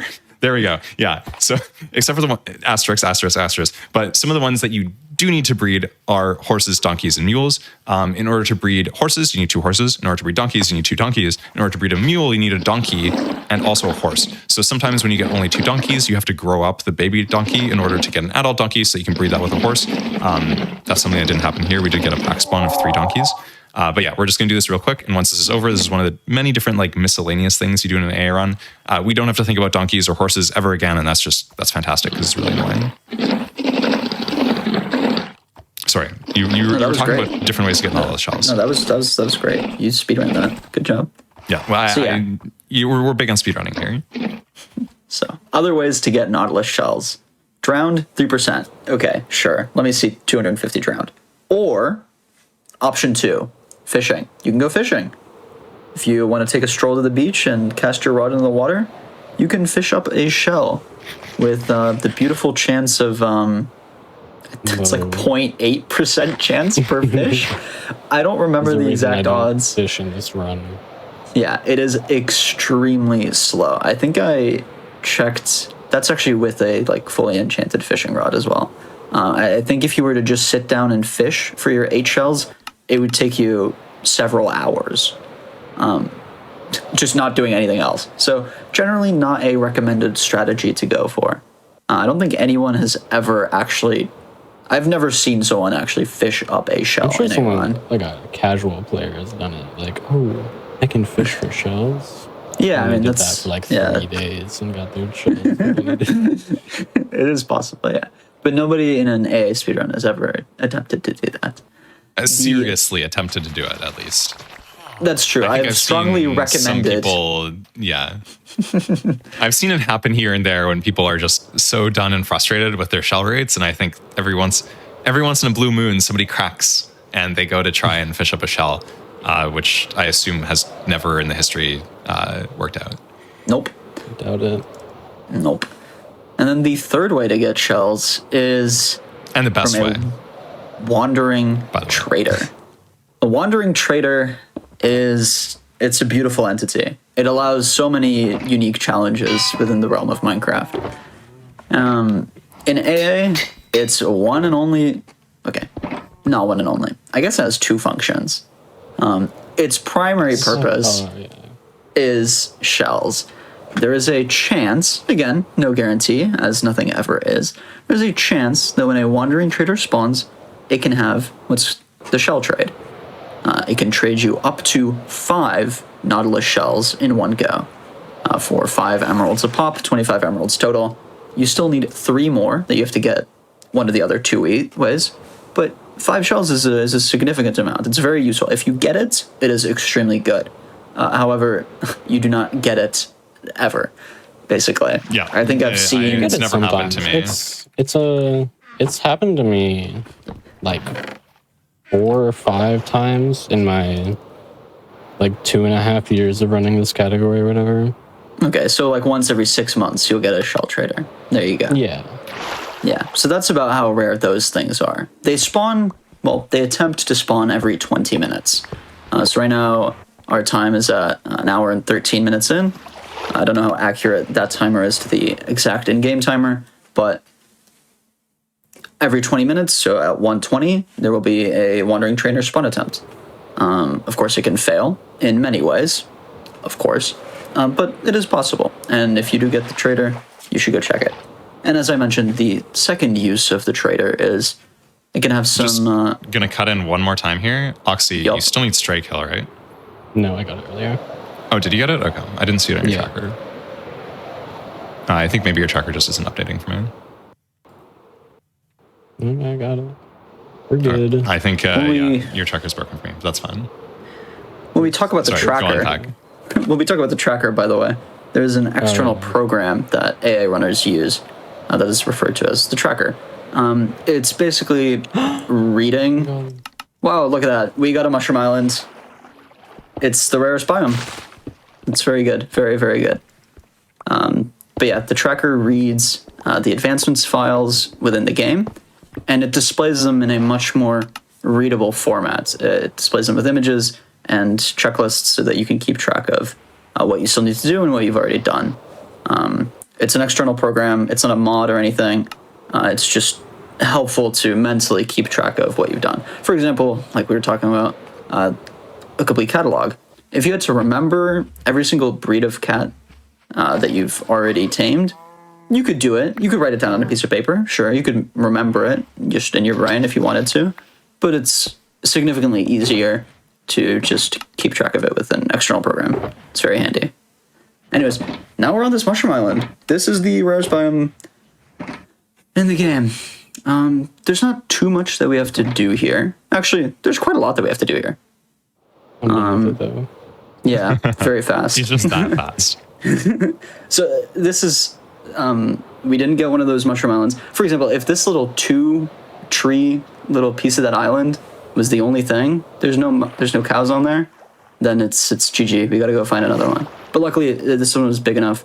You've got some mushrooms on the island, and there's a bunch of small tasks that we have to check off when we're on the Mushroom Island folder. What are they? Yeah, so I personally always do Arbalistic on the Mushroom Island. I don't believe Oxy did it there unless it was really, really quick in the blink of an eye. I didn't know. That would have been extremely impressive. Understand. Fair enough. You need an armor stand. Well, you don't need an armor stand, but you generally use an armor stand to get Arbalistic because it's an easy way to get your 5th mob. We haven't explained Arbalistic. Let's just not get into that right now. That's not worth it. The actual task... Yeah. There's so many things in all advancements. There's all of the advancements are involved. and we'll get through all of them eventually, hopefully. But the advancements, progress that we need from the Mushroom Island, other than Arbalistic, which we can do anywhere, it doesn't really matter. It's just kind of a habit, or a hobby, I think, is where I was going there. I'm not really sure. It's kind of a habit of some players to do it on Mushroom Island because it's just kind of easier to remember if you always do it in the same location. The things that you actually need to do are to get your mushrooms, which are pretty easy to get. It's a Mushroom Island. There's mushrooms on it. And you need to breed the cow mushrooms, the mushrooms. That's one of the breeds that you need in the game. So that's really the most important thing. You could actually get mushrooms somewhere else. So really the only thing you need to do is get your 2 sub-biomes and then also the mushroom breed. Did we just get phantoms or am I? No. I was, okay. I thought I saw something in the sky, but it was just the figment of my imagination. What you might have also noticed while we were talking about Mushroom Islands is that Oxy killed a drowned that had an enchanted trident. You might think, oh wait, that could be very useful. We could get channeling trident just right off the bat. Unfortunately, that's not the case because this game is a cruel mistress. The highest enchant you can get on a trident does not actually let you get channeling. So it would be nice, but no. To be fair, it would just be another thing to get rolled on, so... Explain what I'm doing right now. Yes. Yeah, sure. So should I do this or do you want to do that? You can do it. Go for it. Okay. So this is Uneasy Alliance is what we're attempting to do here. Uneasy Alliance requires, asterisk, the Uneasy Alliance advancement says kill a ghast in the overworld. We're not going to ghast to the overworld and kill it. Yeah, it says bring a ghast to the overworld and kill it. We're not It technically going to does do that. imply that we could bring the ghast to the overworld and then bring it to the nether and then kill it. You know, that it technically would follow the wording of the advancement. But it's easier not to have to bring this guy to the overworld. So all that the game checks is that the player is in the overworld when the ghast dies. So as you saw there, the advancement flashed. You see challenge complete on Easy Alliance. So we did it successfully. But all that the game checks is that the player is in the overworld when the ghast dies. The way that we accomplish this requires a bit of setup. So... What? No way. Wait, That's crazy. there's a mansion. Can you go to it for content? It's cool. These are pretty rare, by the way. This is, I think, the rarest structure in the game. I didn't look for this. Top level. I didn't look for this. This is just here. Yeah, normally in runs we ignore these because they're slow, but they're very cool. So we're not just going to waste this opportunity. Occasion. I'm gonna not be on hard mode while I do this. That's smart. Yeah. So what we're doing here is a skip called, does it have a name? It's not called Pillager's anything. Skip? Evoker No, skip? we're not, like easy we're not- raid. yeah, Easy it's just raid? easy raid. Normal mode skip on raid? Maybe not. Maybe. Can you just talk about the mansion, please? So in the mansion, you can find a bunch of the pillager mobs, or illager mobs, I think is technically Yes. the term. Illager. One of them is the evoker. So when you do raid at the end of the run to get your effect that you need, I've forgotten, Hero of the Village. When you do the raid at the end of the run, that's usually when you kill all of the raids that you need. All the raiders, all of the raid mobs, the illagers, essentially. And one of those mobs is the evoker. And so the evoker only spawns in the 5th wave of the raid. And if you play your raid on easy mode, well, if you start the raid on easy mode, so it doesn't matter what mode you play the actual raid on, but if you start the raid on easy mode, the evoker wave will not spawn. You will only get the first 3 waves. So everybody always plays to turn on normal mode right before you start your raid. Then the raid starts, it's on normal, and then you switch back to easy. However, if you already have your evoker kill, you can just do the raid on easy, and it will be faster because you don't have to do those 2 extra waves. And that's what we just did there. We killed both of Vex, which you can only get when the evoker spawns it, and we killed the evoker as well. And now we also have the totem, which only the evoker drops. So that's another advancement. We have to pop this totem. We say pop the totem, but essentially when you go and die and you're holding a totem, it will bring you back to life. That's an asterisk. There's a few ways that it doesn't. That's also fair. Yes, asterisks. I can't. There's too many things. There's too many things to keep in mind in this category. But yes, essentially, this will allow us to get all the advancements we would normally all the advancement progress rather that we would normally only be able to get by doing our raid on normal at the end of the run, and so we can do it on easy, which will make it just a little bit faster And easier. Yeah. The True. downside is that but slightly unfortunately, less cool. the mansion is actually it just is slower to go to the mansion and kill the guy than it is to do a well executed raid. So if you were playing optimally, you would just ignore the mansion, which is sad because they're so cool. Yeah. But it is also cool because raids are so optimized now that like we can say that, hey, you can do this raid. You can do 2 waves of one of the hardest things to do in the game generally for like casual players faster than it is to like just completely skip it almost.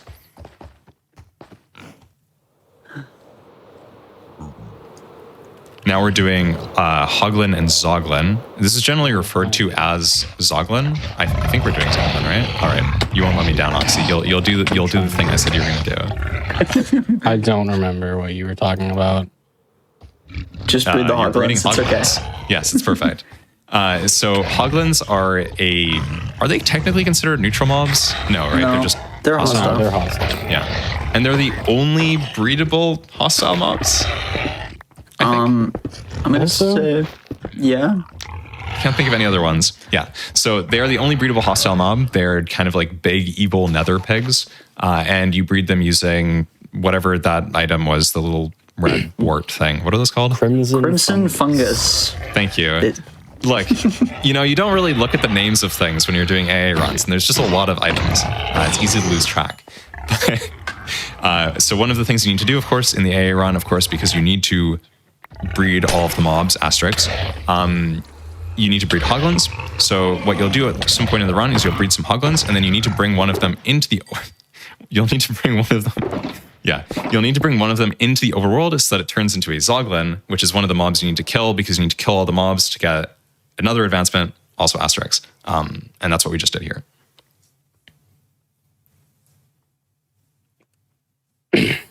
I'm not used to... Normally, AA is fully IGT, because as you can see, it takes a lot of time for stuff to load, especially if you're not on a good PC.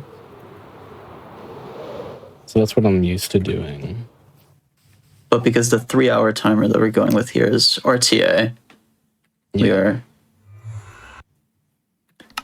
trying to minimize the pause time of the speedrun. So yeah, the reason that we go to the nether is to do all of these nether things, but there's the added benefit of blinding, as we call it. So as we said earlier, you need all those rare biomes, you need to explore. If you know, the Minecraft nether biome has an 8-to-1 ratio per block of distance to the overworld. So if you fly 100 blocks in the nether, you teleport out 800 blocks in the overworld. So it can be useful if you have the obsidian to do it. Oh my goodness. Wait, that's not my good. It's not a mega titan. Not used to your FOV. It can be useful to go to the nether and fly some distance away to blind into a completely different section of the overworld. And maybe you'll get one of those biomes. Or you'll see something else that you need, like more desert or more ocean or some biomes. Really anything. Oh my god. I was right. I called it. I was right. All is well. As we have perfectly demonstrated here. So this is the Mega Taiga biome that we have not blinded into, but it's on our screen, so it counts. That's one of the 5. Mega Taiga is kind of lame. You go to the Mega Taiga, you get the 2 biomes. And then you leave. And then you leave. It's a very exciting and engaging biome to get during your all advancement speedrun. There's something I was going to mention, and now I've completely lost track. What were we talking about like a minute ago here? The nether? The nether? Oh, right, blinding. Yeah, I was going to mention the reason it's called blinding is because you're doing it blind. That's what the term refers to. Yeah, you have no idea where you're going to pop out. It's possible you can pop out in the middle of nowhere. I mean, I guess technically you're always popping out in the middle of nowhere, but it's possible you can pop out somewhere where it's just there's nothing useful whatsoever. In fact, that usually does happen. And it's also completely possible you'll just show up in like a mushroom island and be like, oh, yay, my run is... There are definitely tiers of middle of nowheres in the game. Some middle of nowheres are much better than other middle of nowheres. Yeah. The middle of nowhere that we did spawn into, by the by, after our previous blind here, was a pretty bad middle of nowhere. We got lucky that there was some Mega Taiga just barely in distance. But if there wasn't one, this is just the worst possible kind of location to be in. Yeah, and I don't have a lot of auge. So I kind of just have to fly and try and do stuff on the way as I look for more desert and more ocean. So When you while filtered we've- the seed, did you filter Yeah. for within 5K of spawn for the biomes, or what was the distance? Does Oxy want me to say that? I mean, I don't know if it'll affect my game. I was just curious if this was like an intended biome Well, potentially. this is All of We're the- currently like 9K. out. All of the biomes are within a reasonable distance from 0, 0. okay. Okay, so this is probably a random mega taiga. We probably just got lucky. I mean, we're still getting lucky when we just choose randomly to go in the right direction to a certain extent. But in this case, we're probably outside of the range of where we checked the seed. So it's probably just a lucky mega taiga that we ran into. I want to say that this is, I mean, we're an hour and a half in for our 3-hour run. We're just flying through some nothingness right now. Is this a good time for a break? This is probably a good Probably time for a break. Yeah. Awesome. Well, we can definitely do that. Real quick before we take a break, if you missed out on any of our Hotfix shows or past events, visit and subscribe at youtube.com/gamesdonequick. And also, you can go to gamesdonequick.com/hotfix to check out the season's lineup and check out the schedule for an in-depth look at this week's runs. We're going to take a quick break, so stand up, stretch, get something to drink, get something to snack on. We will be right back. Welcome back to GDQ Hotfix as seen on TV. We are about to dive right back into our Minecraft run, but real quick, GDQ's AAPI celebration will be on May 3rd and 4th. Celebrate AAPI Heritage Month with a weekend full of Asian and Pacific Islander speedrunners. Use !AAPI in chat for more information. And now we are going to dive right back in. So Oxy, go ahead and take it away. All right. We're back. We can resume the run in 3, 2, 1, go. All right. So, where were we? I'm kind of in the middle of nowhere. Just got a mega taiga. My goal right now is mostly to find either good ocean or good desert. Those are the things that I would love to see the most. And I'm not in a great spot to find either of those currently.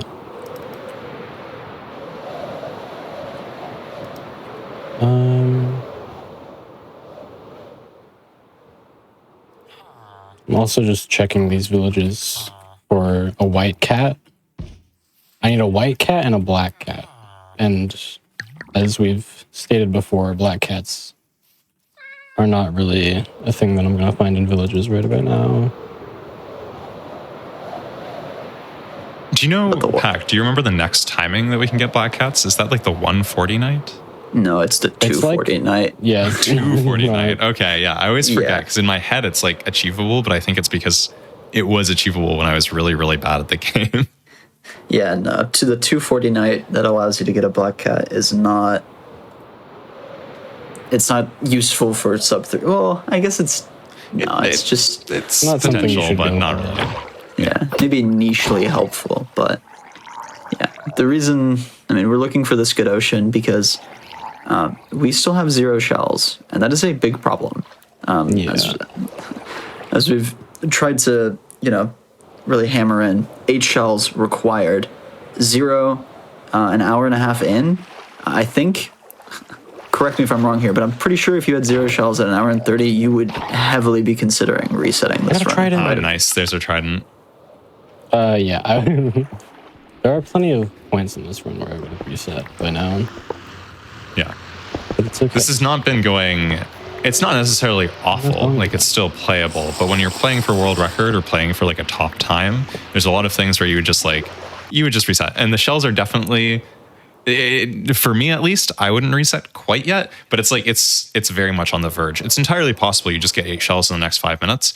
But it's also very possible you're just never seeing shells. We haven't found any yet. It's 1:30. We've looked for a lot of ocean. We've lost a lot of time looking for ocean. And we're struggling a little bit on the shells. I got a trident though. Trident's good. And the trident has enough durability, so. Yes. Useless mending book. Or we can put the mending book on Elytra, flint and steel. Yeah. So something you can do during a run is that you can put Unbreaking 3 on your flint and steel. During the end of the run, we need to get debris, and to get debris, we need to go through a lot of netherrack in the nether, essentially, at the very bottom of the nether, looking for debris ore. And the way that we do that is usually by using a flint and steel to ignite a bunch of TNT. So we collect TNT throughout the run as we're looting temples, and then at the end of the run, we use it all up looking for debris, or not as much, just depending on if we're lucky. So I forgot where I was going with this. Pack, do you know where I was going with this? Unbreaking on the flint and steel. Yeah. So you need to light a bunch of TNT on fire, and that usually requires multiple flint and steel. But if you put Unbreaking 3 on your flint and steel, you don't have to replace your flint and steel. So that's just like, it's a small time save, but it's very convenient. And something else you can do, but nobody would ever do because it's very dumb, is you could put mending on your flint and steel and then mine like quartz ore to get experience to restore your flint and steel. But that would be very silly, so nobody does that. But we should Are we do looking it, for a 'cause it's Riptide funny. Trident? I don't have Yes. the means to get Riptide, but it would be so awesome. It would be really awesome. So let's talk about Riptide then. Riptide is it's another enchantment that you can put on your trident. It prevents you from throwing the trident forward. It will instead throw the player along with the trident. You can only use it if you're in water or if it's raining and you're in the rain. However, the speed at which it launches you forward is insanely fast. Like, it's absurdly fast. Like, you can cover thousands of blocks in like seconds. It's the fastest transportation in the game. There's not really a speed cap to it either, because there really is no speed cap in the game. And the Riptide Trident, it just gets you moving really, really quickly. However, it's inconsistent because you need a lot of things to go right for it to actually be useful. Which, first of all, it needs to rain. As you've noticed, it's an hour and a half in. We still have not gotten a rain. So that means that rain timer I was talking about is... It's going to happen within the next hour, but we don't know when. And we also need to actually enchant the trident. Now, because thunder is required for the run, and Riptide isn't, you wouldn't want to use your trident and put channeling on it, because channeling and Riptide are exclusive. You cannot have a channeling trident that also has Riptide on it. You cannot have both of them on the same trident. So what you would do is, you would either, since we have a channeling book, it's actually possible to enchant it and put Riptide on it, and then we can use the grindstone, get rid of it, then put the book on it if it starts thundering. Or, more simply, you can just get 2 tridents, and then you can have one for channeling and one for Riptide. Getting 2 tridents is kind of slow. Like, it's annoying to kill more trident guys, and like, we're probably not even going to get one. But because Riptide is so cool, we're looking for it anyways, just in case. We don't have a Riptide book though, right? No, Nope. that's, again, I don't have the means to get Riptide. Kind of just, like, I would need to get first another Trident, unlikely, and then next, like, a Riptide book in a temple. Maybe in also. this temple that you're about to go into right now. We are talking about it, so as we And also the know, temple. I'm just summoning a temple for you. we're summoning a temple with Riptide. Yeah, I don't see it either, but it's there. In my heart of hearts, it will be there. See, Birch Forest. Not good. Birch Forest. What can you find in a Birch Forest folder? What useful item could you find in a Birch Forest? That's a great question, Pack. So within birch forests, you can find birch trees, which have birch logs. Now, birch logs are a I don't great even building need block. Birch. What am I doing? Birch logs are a great building block if you want to build a house. But unfortunately, this is a speedrun, so we're not building any houses. However, something else that spawns on birch trees on the birch logs are beehives. In an AA run, you need at least 1 beehive to complete the run. And most... We're focusing. Sorry. Do we just get completely rolled in the desert? I think so. Oh my goodness.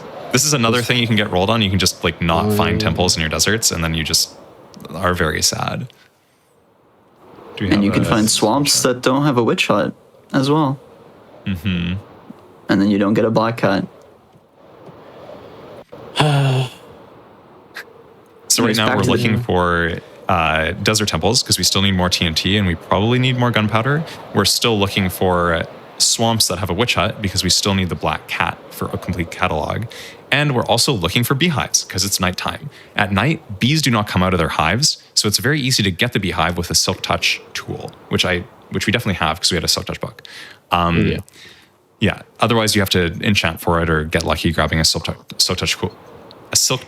It's like a tongue twister from a ruined portal chest or something like that. But because we have a silk touch tool, we can recuperate a beehive, pick it up pretty easily. If we find one specifically at night, so we know that the bees are still inside, that they haven't left, because they always spawn with at least 2 bees within them. There's a tame this guy with a totem of undying. Yeah. Unfortunately, they don't eat those. He ate 12 fish. It looks like we might need to kill more fish on this run. Yeah, sometimes you get what we would call a fat cat, which is just any cat that eats a lot of fish. It's not too crazy to get one. I think that large tree that you flew over a second ago, I think that one has a beehive, but I could be wrong. Am I crazy? Oh, maybe not. I'm not like. I was actively looking. Yeah, it's all good. My eyes are still. It can be hard to tell with the large trees because the logs that stick out on the side look kind of like beehives. Awesome. So that's our first beehive, I think. Yep. Yeah. So to do an end game that's at optimal speed, you need at least 2 beehives. You can't really do it with 1 beehive. We'll explain why that is in a second. However, it's even easier, significantly easier, if you have 4 beehives. So we're going to look for at least 2 beehives, but probably 4 if we can get them. It just makes everything a little bit more consistent because we can do bees in the nether and not have to worry about if it's raining or that sort of thing. What we need bees for is a couple different things. First off, we need bee location. We didn't get it yet, but probably within the next couple of beehives we grab, we'll get it automatically. Bee location is when you pick up a beehive that has 3 bees in it. This one, as I said, they spawn with at least 2 bees in them. The maximum is 3. So we just got a beehive with only 2 bees in it. If we get a beehive with 3 bees in it, we will get the bee location advancement, which we need to get all the advancements, obviously. The other things we need a sticky situation. A sticky situation requires that you slide down the side of a honey block. A honey block is crafted from 4 honey bottles. So what we need to do is we need to get enough bees going that we can get the honey bottles from the beehives, all 4 of them, craft a sticky situation, craft a slime, a honey block. We'll get there eventually.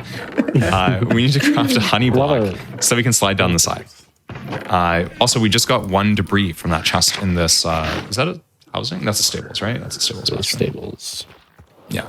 We just got a debris in a chest. We need at least 20 debris throughout the run in order to complete the run. So it's really good to get one because they're very annoying to get at the end of the run.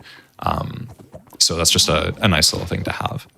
But yeah, generally speaking, 4 hives, you can get I think it takes about like 4 or 5 minutes on average from a 2 bee hive to get.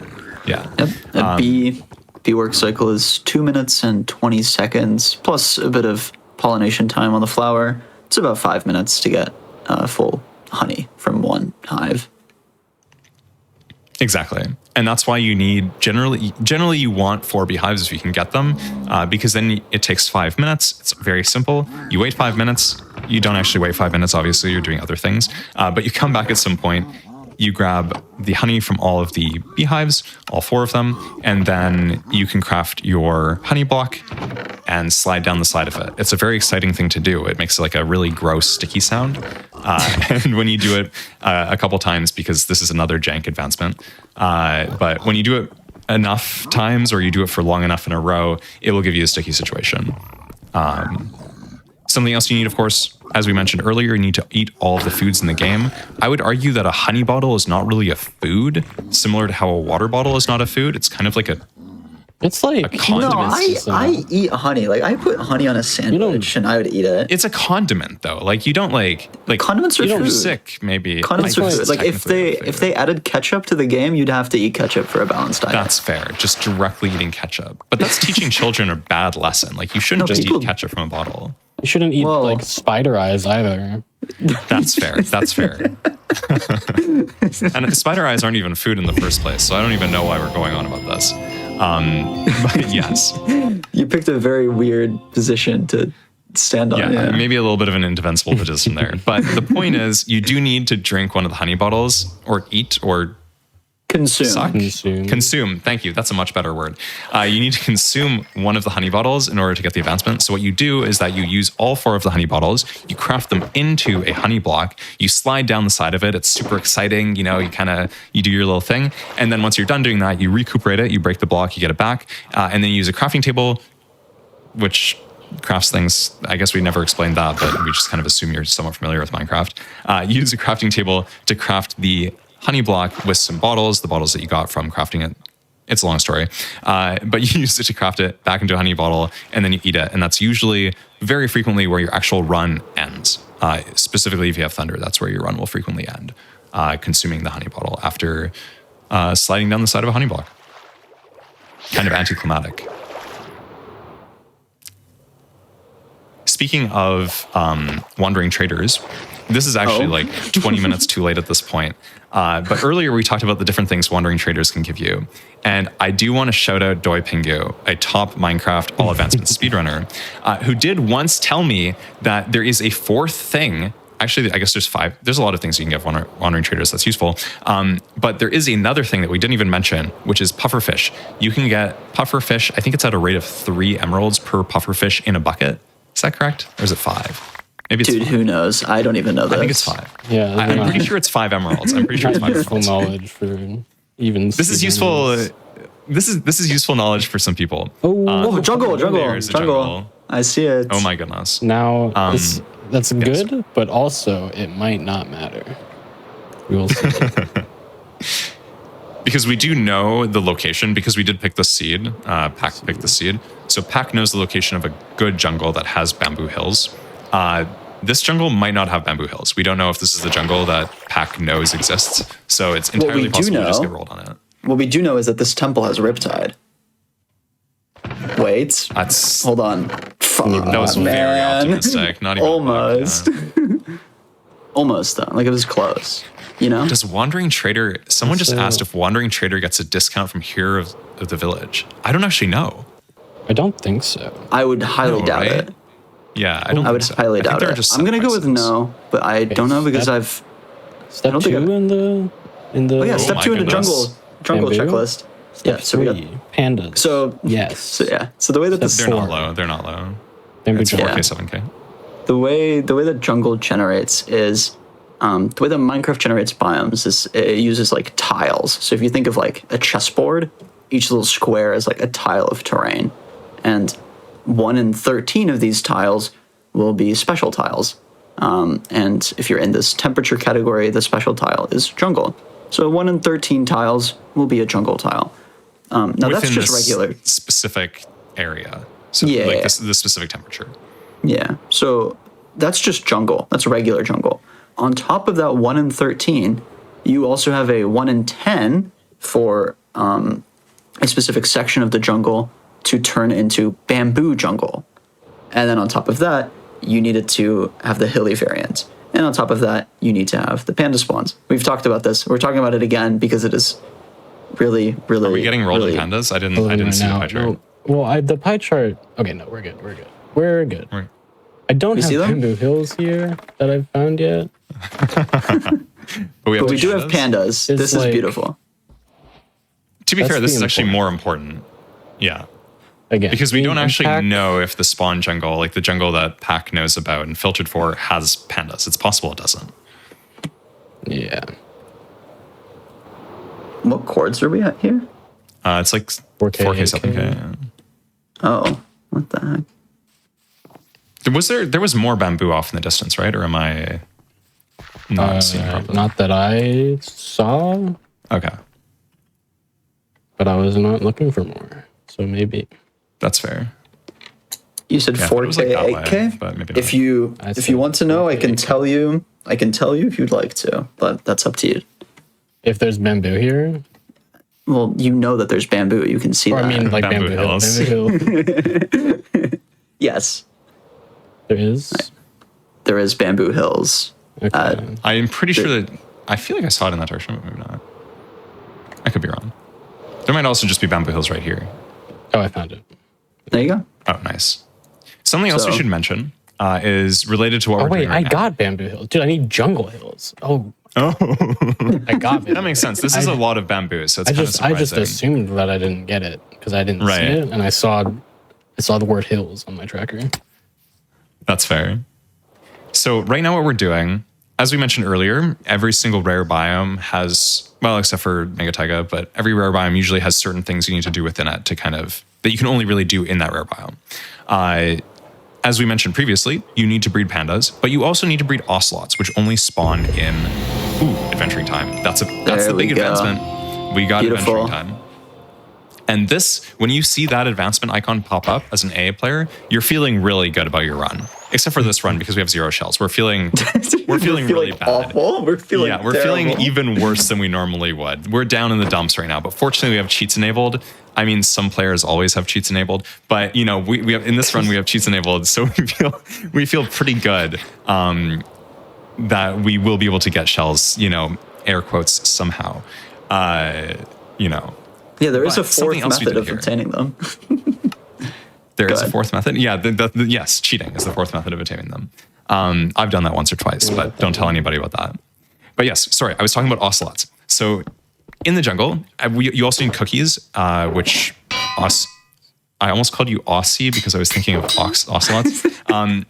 Oxy just got cocoa beans, which you need to craft cookies, which you can only get in the jungle. So that's one thing you need. But something else you need is the ocelot breed. That's the other breed that you need from the jungle. One's panda, the other one's ocelot. And ocelots are a part of the hostile mob cap in this game. What that means is that, so basically Minecraft has this thing, oh sorry, go on. I just said for some reason. For some reason. They're cats. Yeah, they don't attack you or anything, but you know. Unlike dolphins, which do attack you, like dolphins can attack you, but they're considered neutral mobs, whereas ocelots can't attack you and they run away, but they're considered hostile mobs. It's best not to think about it. Yeah, we shouldn't think about it. There's asterisks just everywhere you look. You can't get away from them. It's like, you know, it's like you get a concussion, you know, you're just seeing stars constantly. Anyways, as I was saying, ocelots are part of the hostile mob cap. In Minecraft, there's this thing called a hostile mob cap. In this version of the game and in single player, we're just not going to talk about any of the edge cases. The hostile mob cap is 70. So you can only have 70, once you have 70 or more hostile mobs spawned in that are contributing to the hostile mob cap, because sometimes they don't, but that's another thing. We also don't need to talk about that. But when you have 70 hostile mobs that are currently contributing to the hostile mob cap, you can no longer have random hostile mob spawns. And that includes ocelots. Ocelots will no longer spawn. So generally speaking, at nighttime, it's much harder to get ocelots to spawn because at nighttime, mobs are spawning all over the place. Right now, we only are really having a hostile mob spawn in caves below the surface. So when Oxydia flew up in that jungle, we despawned all of them because we went far enough away so we could have ocelots spawn up on the surface. But at nighttime, you get hostile mobs on the surface. So it's much harder to get ocelot spawns. So it's very fortunate for us that when we got to the jungle, it was daytime because it's just way easier to ocelots. And that is one of the two. There's a couple of different things in this game, in all advancements specifically, that are based around the day-night cycle. Phantom spawns are one of them. Ocelot spawns are another one. Strays are another one. The stray is a hostile mob you need to kill. I don't think we ever talked about this, but they uniquely spawn in snowy biomes. I did mention it. Did I mention it? Yeah, you asked if You didn't had like it. explain it. We talked about it in the pause break, but I don't know if we talked about it during the run. Oh, maybe I did mention it. Anyways, the point is, though, you can only get those at nighttime in a snowy biome. Snowies are rare biomes, so if you find a snowy and it's just becoming daytime, it's another 10 minutes until you can get a stray kill, and that just is really awful. So similarly, for snowy, it's really lucky that we got a snowy at nighttime, and it's also lucky here that we got a jungle at daytime. There's also some skill-based things you can do to kind of manipulate this. For example, if it's daytime and you still need a snowy biome and phantoms, it's a good time to go to the nether, because in the nether, you can just do other stuff. You're not finding biomes, you're doing your nether things, and it's pretty good to be in the nether at that time, because then when you come out, it's going to be closer to nighttime, and you were looking for things that require it to be nighttime, etc., etc., etc. So yeah, you can kind of play around the day-night cycle, but you can't like directly manipulate it. So it's just fortunate that we got the jungle during daytime. Is there something that we should be talking about right now? Because I'm trying to think. Well, you mentioned What's the next big phantoms. We can talk I about did mention phantoms. We don't need. How about we just not think about the 8 shells, and then everybody collectively blinks, and we do a little bit of slash give action. I want some. I want to experience. I think you have to get at least a 1 before you have to do get one. anything. Yeah. And then we can do glitched and duplicate it. I don't know deep glitches for this for this version. Yeah. Surely we'll get a shell soon. It is quite ridiculous that we have no shells at 151. This is the thing about this category is that there are so many different like luck checks and factors that like the odds of having average luck or better on or everything. even like below average luck or better on everything is just so low. Like you're just bound to get really unlucky on one or more things in basically every run. Such as this humongous swamp that doesn't No. We have can a always witch check hut. pie chart for witches as well, but I don't think. I mean, I don't see one. So Yeah, that's one of those surely things. this swamp will have a witch hut, right? I see it. We're good. We're good. You see the witch hut. Nice. And it Now- should not be bugged because it's in the middle. Shouldn't be He's bugged. not bugged. However, There's a I have small- seen bugged witch huts all over the place. Yeah. There's a is fine. small chance that the witch hut, due to the way that I don't know exactly how it My works, understanding is but it's height based. yeah, that's what I was gonna say. So if the terrain decides that the witch hut always wants to spawn at the same height. It wants to spawn like 2 blocks above the water because that's just where it like defaults to. But if the terrain decides to say, "Hey, you need to move up," then there's a chance that the cat gets changed. And I don't know exactly why. I think the chance is certain. It's just it only happens very rarely because that height that's required only happens very rarely. I'm not quite sure. I'm not sure either. But basically, there's a chance that the terrain messes up where the witch hut gets placed, and that removes the guarantee that it's a black cat because it no longer knows that it's within the bounding box of a witch hut or something like that. Yeah. But yeah, we And got so a black it's cat. fortunate we got the black cat. We got a complete catalog. That's another one of the big advancements knocked out. Yeah. We call them multi-part advancements because they're advancements that you don't just do. You have a bunch of like sub-conditions you have to do to fulfill them that are directly tracked by the game. So for a complete catalog, you have to tame every single cat. For adventuring time, you have to get to every single biome. For a balanced diet, you have to get every single food. You have to eat every single food. For the mob kill one that I've forgotten the name of, Monsters Hunted, that's what it is. For Monsters Hunted, you need to kill every single mob. And then for the mob breed one, you have to breed every single mob. Of course, I didn't mention them, but remember there's asterisks for all of these, but yeah. It's yeah. So anyways, as it's turning nighttime, I want to bring up phantoms. Phantoms are a very weird mob in terms of how they spawn. They can only spawn at night, like most other mobs, but they have a specific condition where they check the, I think it's the player's insomnia stat, which is basically just when is the last time that the player has nice. slept. Nice. Oh wow, that's beautiful. This is a treasure bastion. We really like treasure bastions because the chest at the bottom of this big cube can have netherite ingots. And if we get a netherite ingot, that is... What are the odds of another ingot in a chest? It's about a 1 in 7. Oh, Netherite scrap, hey, that's 25%. Don't do that. don't throw that That was out. close. We have keep Bad. inventory on unless you throw things out. I would just like, give myself one. It's fine. It would have been extremely embarrassing. We would have had to close our eyes. But anyways, talking about phantoms, they check the player's insomnia stat. You will not get phantom spawns if you have slept within the last 3 days, which is equivalent to 1 full hour of real life time. So if you sleep, you never get them, which is why you'll notice that we don't sleep. The other reason is that it doesn't actually help us with anything, really. So there's no reason to sleep anyways.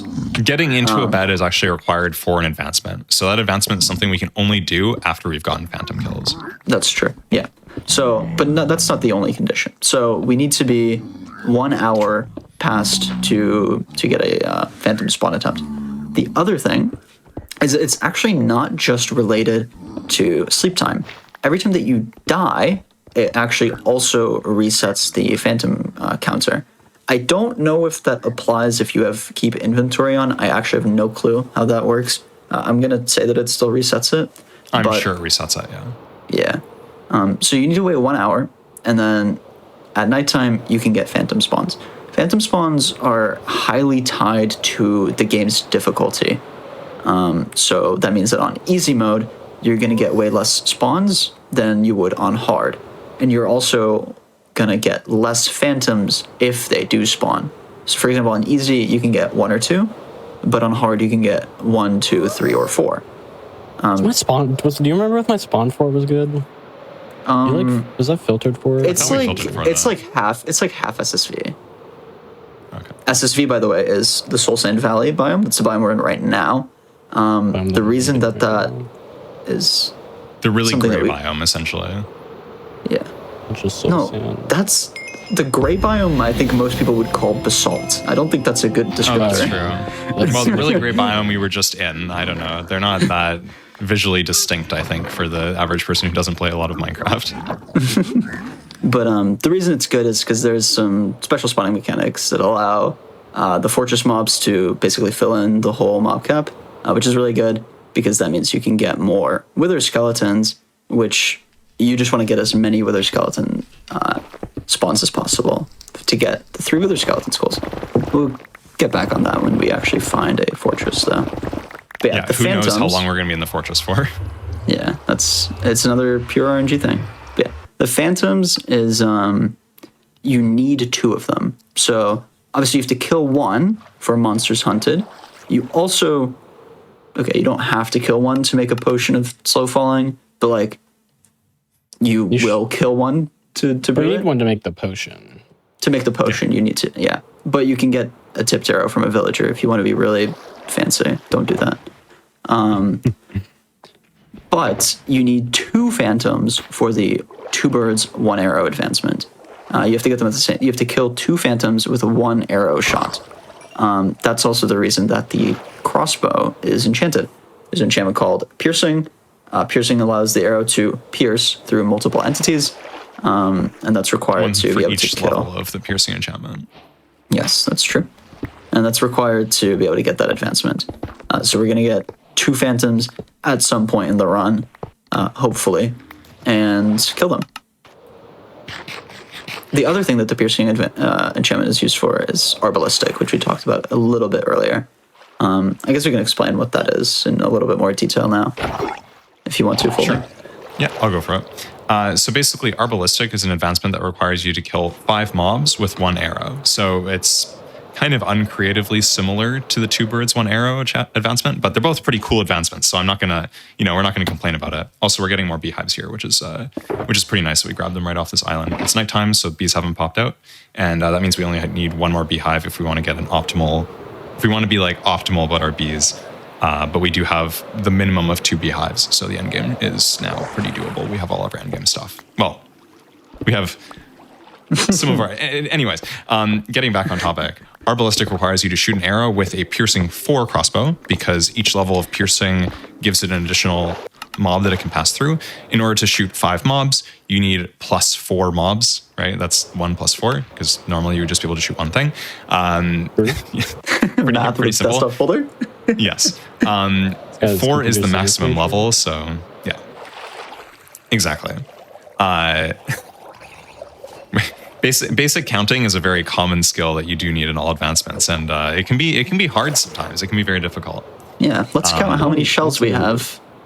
0. Ooh. 0. Great job. Wait, do we have one? It's not. Nope. 0. We're still at 0? Oh my goodness. I thought you said 0. 1. At this point, it's not even like. This is like... I don't know. It's just the drones are not giving me in. Yeah, we This is reset 20 minutes pretty ago, insane. I think. I reset. Well, normally I should be like, for world record, I need to be doing end game right now, Yeah. or at least like mining for debris, which is not something. As you can that tell, I'm not what we're doing. close to doing. I think roughly our IGT to RTA difference right now is about 5 or 6 minutes, probably, based on like Yeah. the moon position and stuff. 157 IGT currently. 157. Okay. Yeah. So we're currently at 157. World record pace is looking at starting the debris split, which is the start of the end game in more linear, in like your normal linear run. Debris split is the start of your end game, and you're wanting to start that at about like 140 in the 140 or what, like low 150s to get world record. So like this is just not possible to world record now. We are already at 157. We have 0 shells. It could take us another like 30 or 40 minutes to get all of our shells, or technically infinite amounts of time. I mean, as you can see, we've been looking through oceans for the last like hour and a half on and off, and we haven't gotten a single shell. So anything can happen. Okay. Another EF, nice. Another EGOT. How nice. Do we finish explaining our ballistic? Nope. I don't think you mentioned that the mobs have to be different. But Yes, that was the important part. So going back to our ballistic for 1 second, all of the mobs you kill have to be different, which is why on a mushroom island, it's kind of nice to do it because you have 2 guaranteed different mobs. You have the mushroom, and you can also shear a mushroom to get a cow out of it. Then you can grab 2 different fish buckets and also a armor stand. And that is, armor stands count towards not piercing, they count towards our ballistic. So if you shoot all of those mobs and you kill them all with 1 arrow with a piercing 4 crossbow, that will give you the our ballistic advancement. We're not going to do that on this run because obviously we didn't do it at our mushroom island. We're probably not going to find another one. But we'll probably just grab some mobs in a plains biome and do our ballistic then. Our ballistic is a good example of like things in AA that to a normal player of Minecraft might seem pretty difficult, but in an all advancements run, it's actually very easy. It's very hard to mess up. It is possible, don't get me wrong, but it is very difficult to watch. Watching a casual player try to do our ballistic is like very frustrating because they like, it's just like no setup. It's just weird and awkward. Yeah, you'll see when we get to it that we do have a little bit of setup for it. But actually, like if you're just running around trying to snipe 5 animals in a line, it's not going to happen. Yeah. Let's not name all of the players who've messed up our ballistic. I think we'd be both of you have done all it. Of the so players. Oh yeah, I've definitely messed it up. Yeah. It's not too hard to mess up. It's also really easy to not mess up. So yes, it is. It is probably the easiest hard advancement in the sense of Minecraft splits advancements into like normal advancements and like couple advancements. I don't know. Goals and challenges. Yeah. So these are phrases. These are words like goals and challenges are words that you never hear anybody actually say, but they are visibly different in the game. The challenges show up as purple advancements, and the other ones show up, I think, as green. Is it green? No. It is not. I don't know.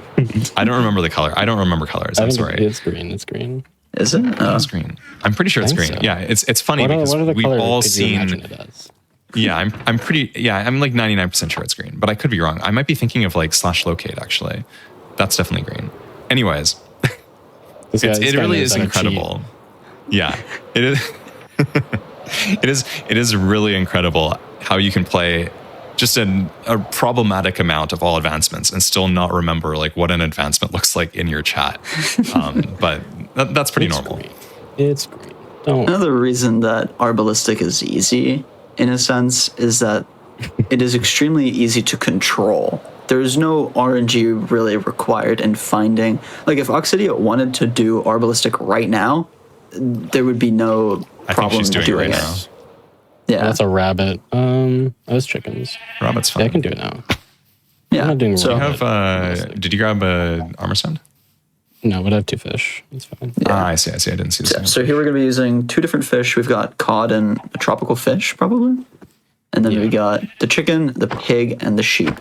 So the arrows from the crossbow have like a random range of damage that they can do. So what we do is we hit the pig and the sheep with the pickaxe once, because it guarantees that the arrow will do enough damage to kill it.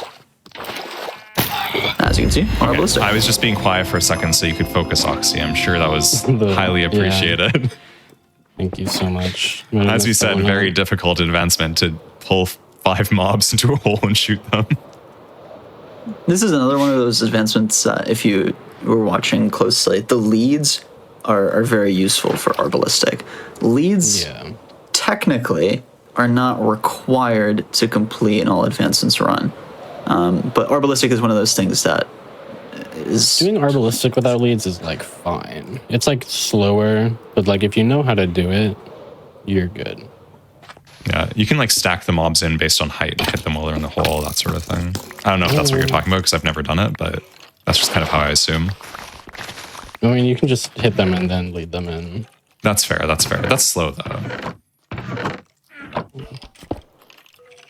Oh, kind of awkward to fly out of this temple. That's Hold on. really funny. All right, we're good. Speaking of leads, Wandering Traders. You can get 2 leads from a Wandering Trader, which is yet another usage of Wandering Traders that I don't think we've mentioned.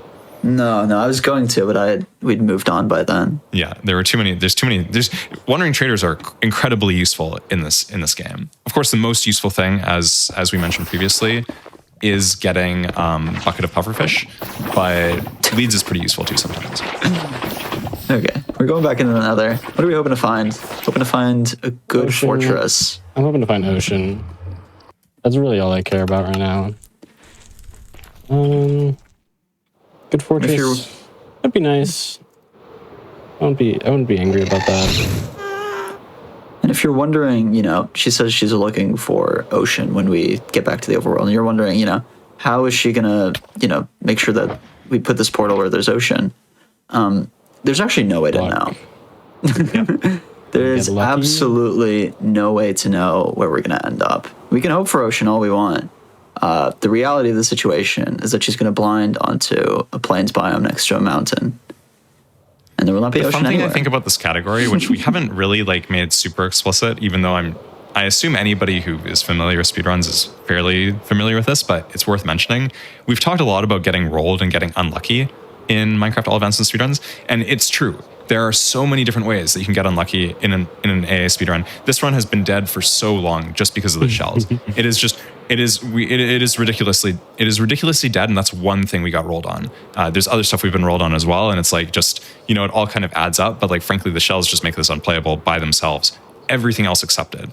And we filtered for the biomes. So we knew that we could get all the biomes no matter what. There was no RNG involved there. But despite the fact that there's a lot of randomness, All Advancements is not a gambling simulator. It is a... It's thundering. Okay. No way. So... I'll shut up. This might be bad. This can be really I don't know if this thunder could end at literally any moment, basically. Just because I don't know how it ended or how it started or where it started. And also I don't have a village anywhere. Yeah, so the reason it can end at any time is because rains last anywhere from 10 to 20 minutes. And if the rain doesn't last long enough... This is the worst time to get a good ocean. Really good ocean. Any Thunder Phantom enjoyers? Oh, is that plains? Desert? Snowy, right? Snowy, Yeah. which is maybe the best biome for finding a village. I think desert's probably better, but snowy's is pretty good too. Well, of course. Of course there isn't one. Was that a... See it. No, I don't. That's an outpost. Where did it go? Okay, yeah, it's this one. It's over there. Come on. Go. Should I do Thunder Skulls? I think that would be extremely inadvisable. There we go. Nice. All right, we did it. We got the... Right. I'm not going to say hardest, but... The easiest Annoying? Stressful? run. Yeah. Yes. Yeah. Most common. This is probably the most like right now, if this was a good run, it's not a good run. But if this was a good run, and probably even right now, despite the fact that it's not a good run to some extent, this is where your heart starts pounding. Because this is where suddenly, RNG has matters decided now. this is playable. Yeah, exactly. Yeah, the run matters. It's a really good way to put it. 0 shells. Yeah, so unfortunately, nobody has decided to invent the strategy known as Thunder Shells yet. So unless somebody does That would be that... so convenient. Yeah, it would be very nice. Well, not even... Probably wouldn't even help that much. It really wouldn't. It wouldn't help. Usually by the time you get Thunder in a good run, you've already got all your shells. Usually. usually asterisks. At least we did get a good ocean, so we should be able to get our one shell that's required to dupe it, as we previously decided. But yeah, I want to go back and talk about this thunder, because the thunder. Ooh, stronghold. Ooh. Right. So this is not What's a our Nautilus bonus rating? shell, but Strongholds are rare to find randomly, and they're kind of useless usually. They'll take the paper that, because this is where we get paper in like the early game. We get it from our like spawn stronghold. But you can get even more paper.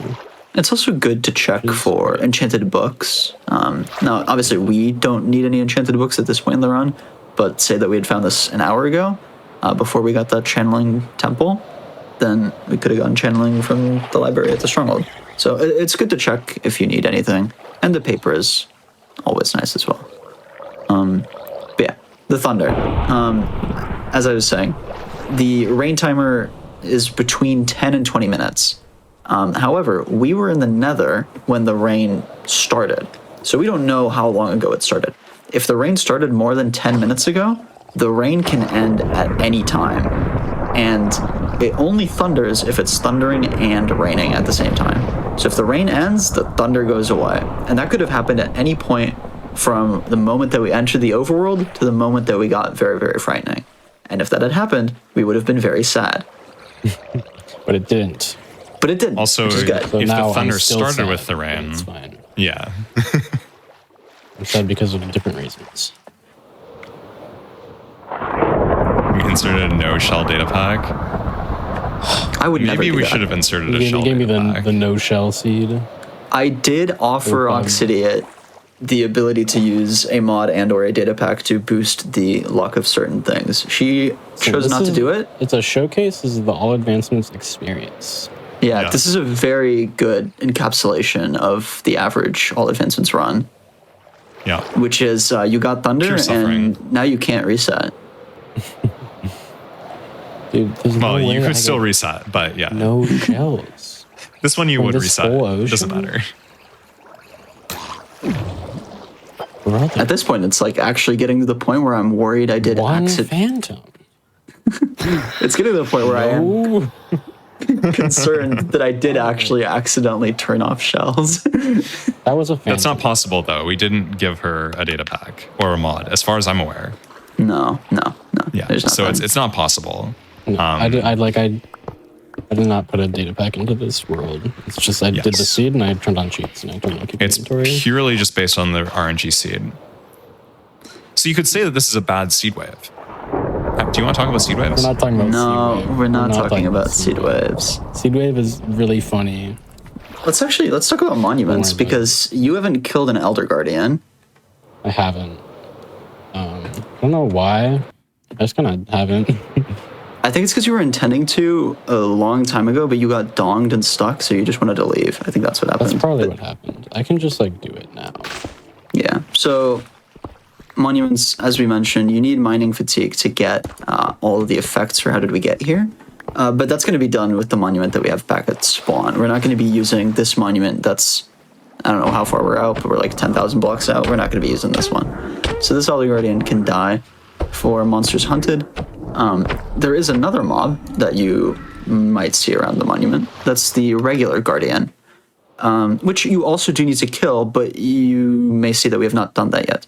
The reason is because this is a concept that we actually haven't named this entire run, I think, which is overlap. Backloading? I don't think that that's a word that we've used I this think I entire mentioned run, it in Snowy very briefly. which is incredible because the entire category is based on the concept of overlap. The concept of overlap being basically doing two things at the same time. It's usually used when you're waiting for one thing, like you saw in the Snowy when I cured the villager. I was waiting for that guy to cure because it takes like 5 minutes. So I was doing a lot of other things while I just kind of had to sit there and wait. Yeah, so we refer to that as we're overlapping, beetroot with zombie villager. We're overlapping bullseye with zombie villager, and so forth. It's also used to refer to movement. So, for example, it's considered kind of like an overlap to do things in the ocean, because there's multiple different things you have to do. Those things you can all get from the ocean. Like, for example, shells and gold is kind of considered by some people to be an overlap, because if you get shells, you have to get them from the ocean. Conveniently, you can also get gold from the ocean. So it's kind of considered an overlap to like overlap the distance you travel, kind of in like a theoretical or like an abstract sense. You're kind of doing an overlap in the sense that when you travel a certain amount of distance, the more things you can do as you travel that distance, the more you're kind of overlapping things in a abstract Did I way. already get this? I don't know. Who knows, man? You could check to see if there's a shell, then we would know we hadn't gotten it before. Unfortunately, I'll have to look. Shell store is closed Yeah, today. I'm good on gold. I kind of really just need shells.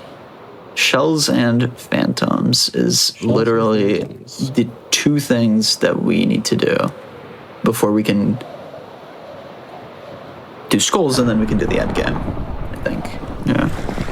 Do we need more gold? I assume we're kind of. No, we're No, done with gold. I'm good on. I'm Yes. So anyways, as I was talking about overlap, the example I wanted to use was the regular Guardian, because we have to kill the Elder Guardian, which we just did, but we have to kill a regular Guardian as well. What we do is, at the end of the run, when we go get mining fatigue for how did we get here, you have to just sit at the monument and wait for the Elder Guardian to apply the effect on you. This can take a random amount of time. That's a random timer. Well, it's every minute, but it's an offset by a random amount per Elder Guardian. On average, it should take less than a minute, but you're still sitting there for a minute, really not doing anything else. So some runners elect to kill a regular Guardian in that downtime. The reason you don't want to kill the Elder Guardian in that downtime is because if you kill the Elder Guardian, it can't dong you anymore, and that just means you have to wait longer, so that's not really a great idea.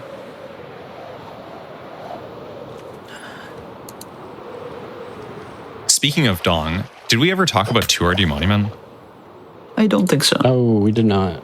We didn't talk about it, and I was like, I should talk about it in this monument, but we were talking about overlap. But I'm going to mention it right now really quickly because I feel like it's worth adding it to kind of the general, like, yeah, this is a really incredible amount of getting rolled on shells. This is like, I Yeah, don't know how often this happens. This is like the worst shell luck I've had in months. I don't really. I don't know if I've ever seen anybody get rolled this hard, but to be fair, you would always have reset like 20 minutes ago. Yeah, so it's definitely Not 20 minutes my ago. God. They exist. It's a shell. Okay, so are we gonna get 7 more, or are we gonna dupe them immediately? I'm at 214. I could probably. do we have a just time limit? We I- should probably do well, because we if kind you of wanna do have it like a in- 3-hour time limit. So Yeah, I think Yeah. because you don't know how unlucky you're gonna get on skulls as well. Yeah. let's do it. Okay. It's duping time. It's duping time. I don't have like a duping bit ready. It's okay. You can just /give. So here's what you normally do in an all advancements run when you're getting unlucky. You quickly switch to creative mode and give yourself the item you need. There you go. Look at that. Perfect. Wow, the conduit. I blinked and she just got 7 more shells. That's really incredible. We all got blinked, the- right? the ultra Did anybody trader. catch that? I definitely blinked. Okay. I think I'm we all blinking. blinked. That sounds about right then. I think we blinked. Perfect. Okay. I really hope we don't get rolled on skulls because it would be kind of sad to also have Get to rolled cheat on. on the shells. It's fine. I don't. Do I need any more overworld? Well, you need phantoms, but just get those later. I need phantom. Yeah, that'll be. I can. Thunder's about to end, and it's about to be daytime, anyways. Yeah. Well, it's 214. It's. Oh, really? Yeah, Yeah, timer those- desync. I have that much nighttime, but I don't think it's worth it to stay just for that. So yeah, this is where I guess would we could have gone say- to 220 just because of that reason, but it's kind of silly.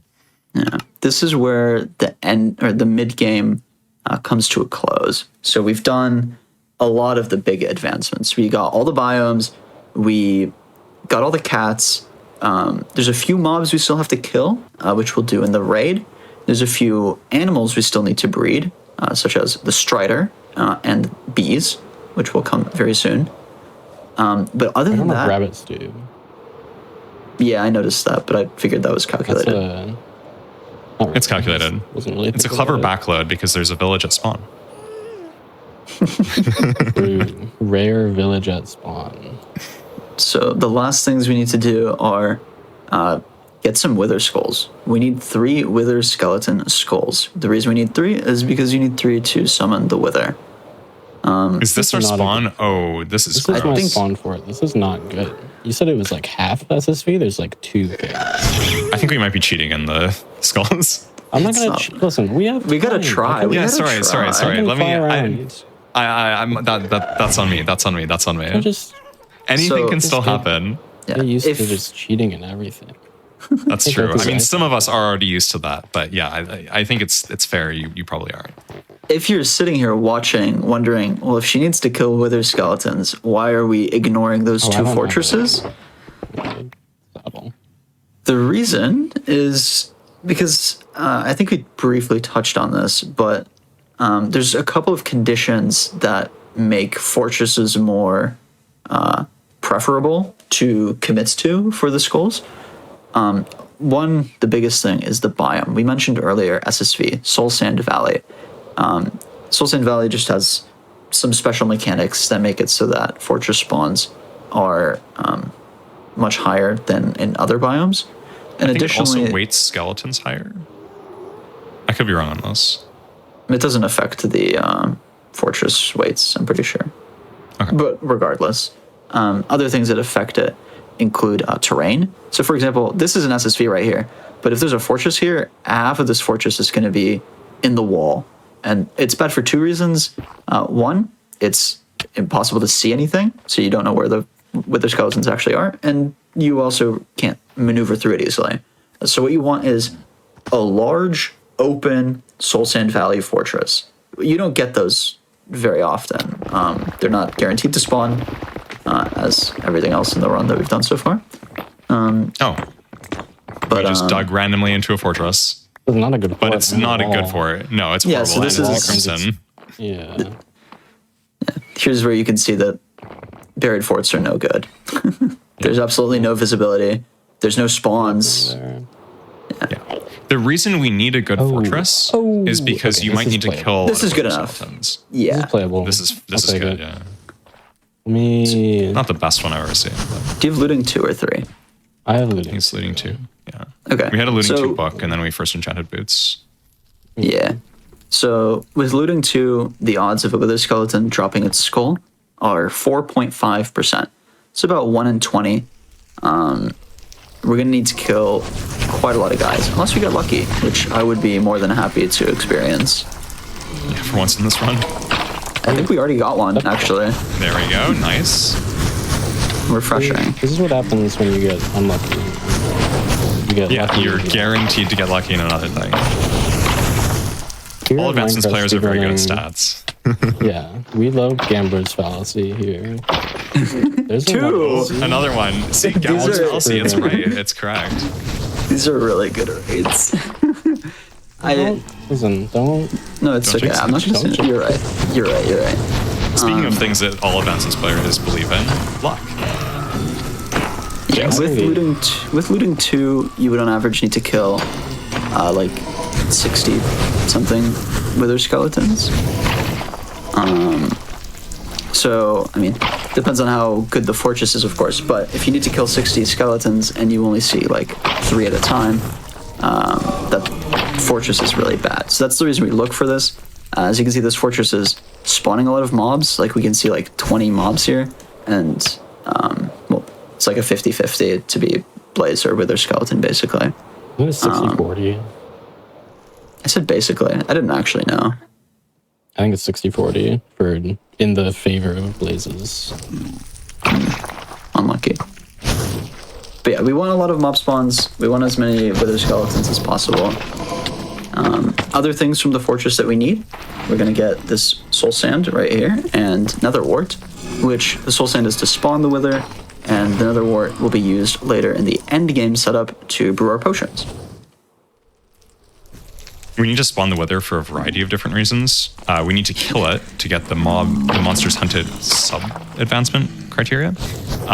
We also need to get the drop from it which is the Nether Star, which we need to make a beacon, which we need to get effects, which we also need to get 2 other advancements. We also need to spawn it to get the advancement for spawning a wither, and we need the wither to kill a mob so that we can get a wither rose, which we use to get the wither effect during hunting. How are there 10 giant magma cubes?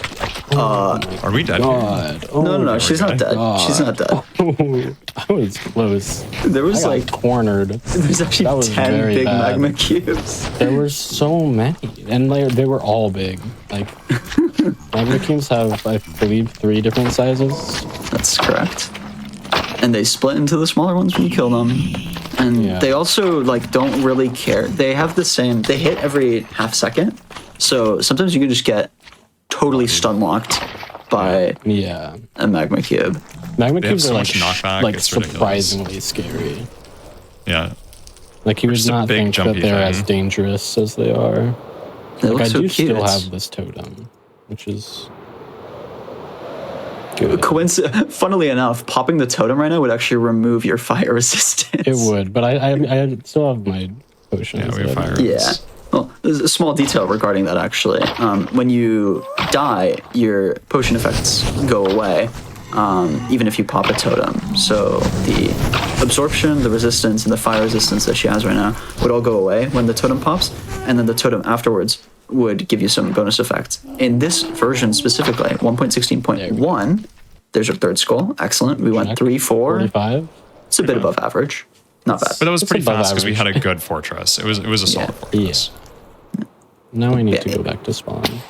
While we fly back to spawn. I should probably. I mean, I might just start debris from here. Okay. Yeah, that's So, probably a good idea. There's not really anything else I need to do. I don't have Strider, but I don't have a saddle, so I'll probably just get that during raid.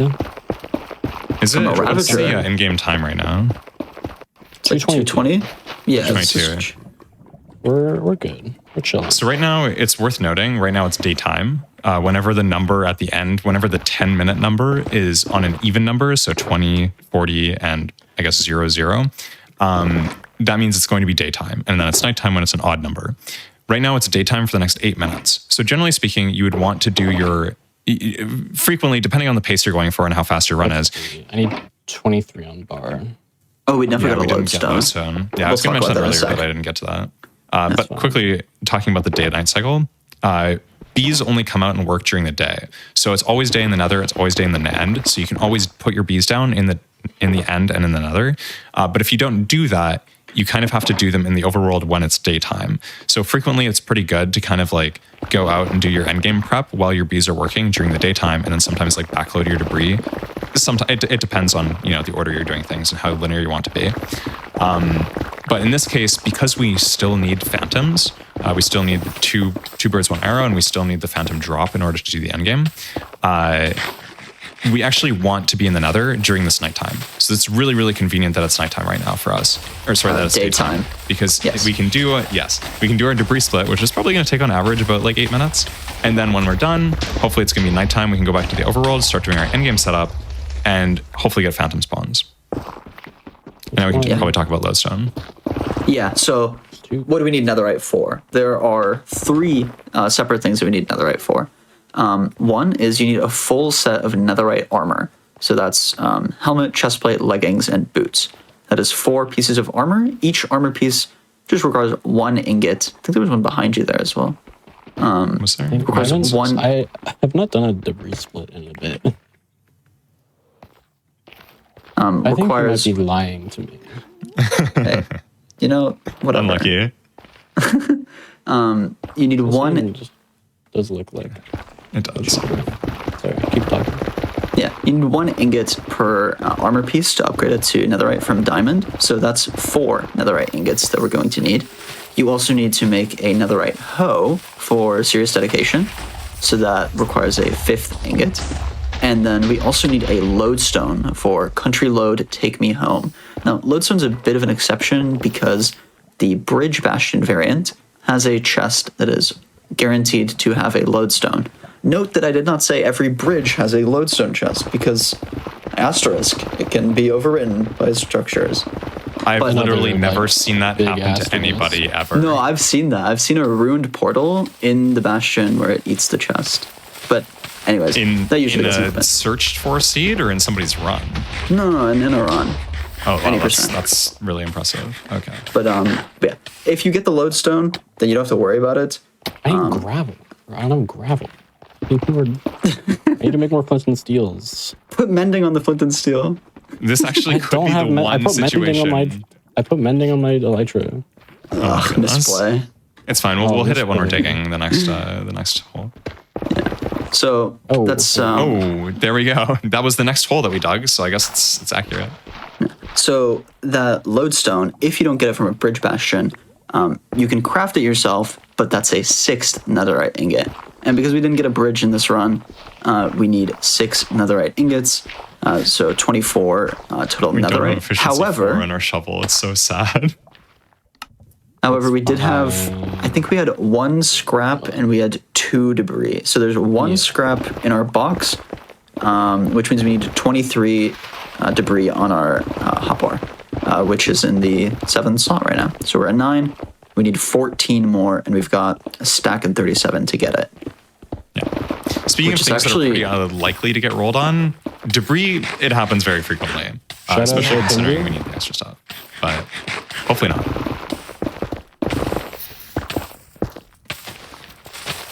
This is a fantastic debris split so far. We're really hitting a far. lot of lava veins. Oh, I was being sarcastic. I'm sorry. Oh, it's pretty good. I'll take It is this good in the sense that we're getting a lot of any day the debris, week. but we are not getting the nicest like poke holes. I don't know, debris holes. I don't really know Tunnel. how they're termed. Tunnels, yes, tunnel. That's the right word. I'm saved. That's why we're both here. Yeah, you know all of the words, and I've actually played this category before.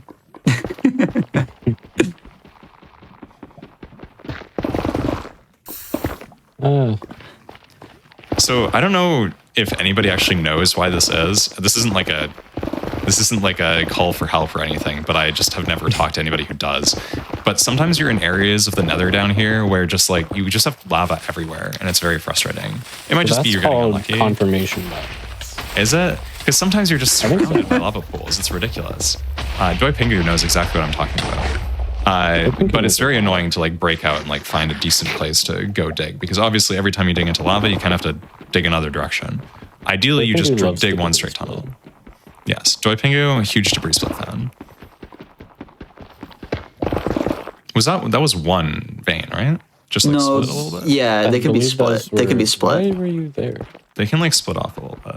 Yeah, it's very weird. When it calculates the size, Same thing, I guess. yeah, they can. There's 2 debris veins that can spawn in any given chunk. One of them will spawn from Y8 to 24 of size 3, and one of them will spawn from Y. I'm going to say Y5 to Y127. I don't know if that's exactly correct, but one of them can spawn very low down. One of them can spawn at any Y height, basically. The one that can spawn low down is a little bigger. 2 per chunk. We need 23. So I don't know how the math checks out like per chunk, but they're pretty rare to find. And I also want to clear up do we want to talk about this this misconception folder regarding debris? Is that something we want to I address? thought about one? mentioning it. Chunk borders. Chunk The borders. check border one? Yeah. I don't know. Nobody even knows about that misconception who's watching this, probably. So, except for people who think are already it's familiar pretty with the fact that it's a common. misconception. Between or for like casual Minecraft enjoyers. I'm not gonna say no. I mean, I'm just Maybe we Mining on should- chunk borders is not better on average. It's just not. A lot of people think that it is, but it's not. it feels like it should be too. It's just that. like I can understand why you think doesn't it, because seem to the be. thinking If comes there's from any like spot where it would be better, then it would be on the chunk. But yeah, on average it is the same. But it probably comes from the fact that in the overworld, if you're like, well, not just in the overworld, anywhere, if you're on a chunk border, you have the chance of obviously getting one in the 2 chunks on the border, which will obviously look like a bigger chunk, like a bigger vein, and it looks like you'll get more debris. However, if you mine specifically on a chunk border, sure, you increase the chance of getting 2 veins that are on that border, but as I said before, they spawn per chunk. So if you're looking on the border, you're seeing half of 2 chunks, versus if you like dig in the middle, for example, you see 1 full chunk. So if you see 2 half chunks or 1 full chunk, it averages out to the same thing. So it doesn't actually matter. Hi. What are you doing here? Yeah, this debris getting split's pretty actually lucky on been this going. debris Yeah, I was about to say this It's is a not- good debris not split that so good. far. I have- I'm not saying. How many do we need on lucky, I'm bar? saying- I don't know if you took one out. I need 20. I think it would be good if I had all those. Yeah. Well, I mean, that doesn't make it like good or bad, I guess, in like an intrinsic sense of the rates that we're getting. But Like the rates are slightly above average here. that being said, IGT probably like 227, 228, 231. 231. So we are like 9 minutes into this display, right? That doesn't seem that good. It's not. I'm also not playing it super fast because That's fair. And we've gotten a little unlucky with the lava, especially early on.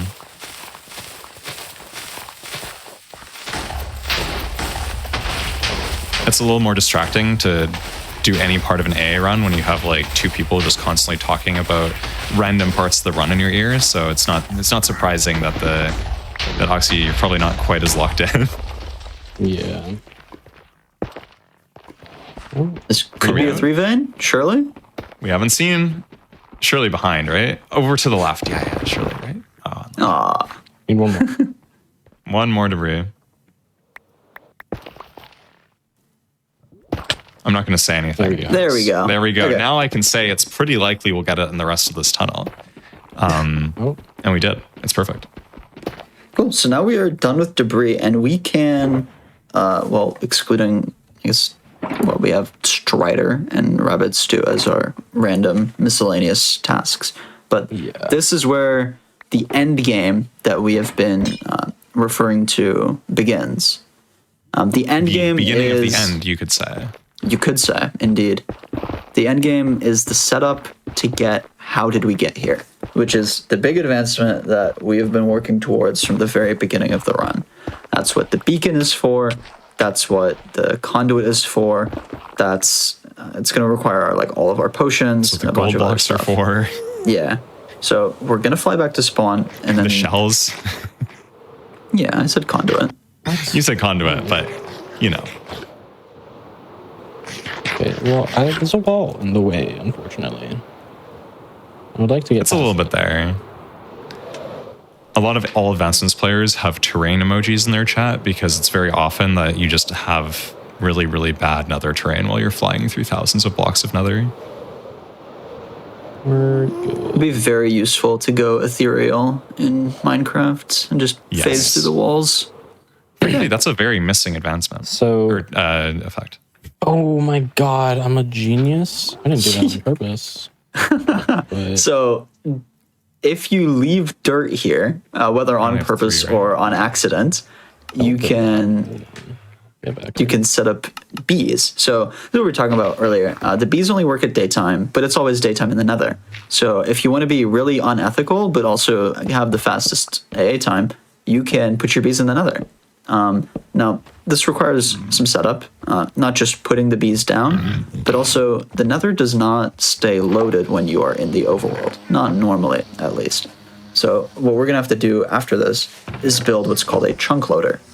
And to do that, we're going to build a little redstone contraption. It's going to shoot some items through this portal, and it's going to keep the chunk in the Nether where the bees are loaded so that the bees stay. Yeah, this is spawn chunks.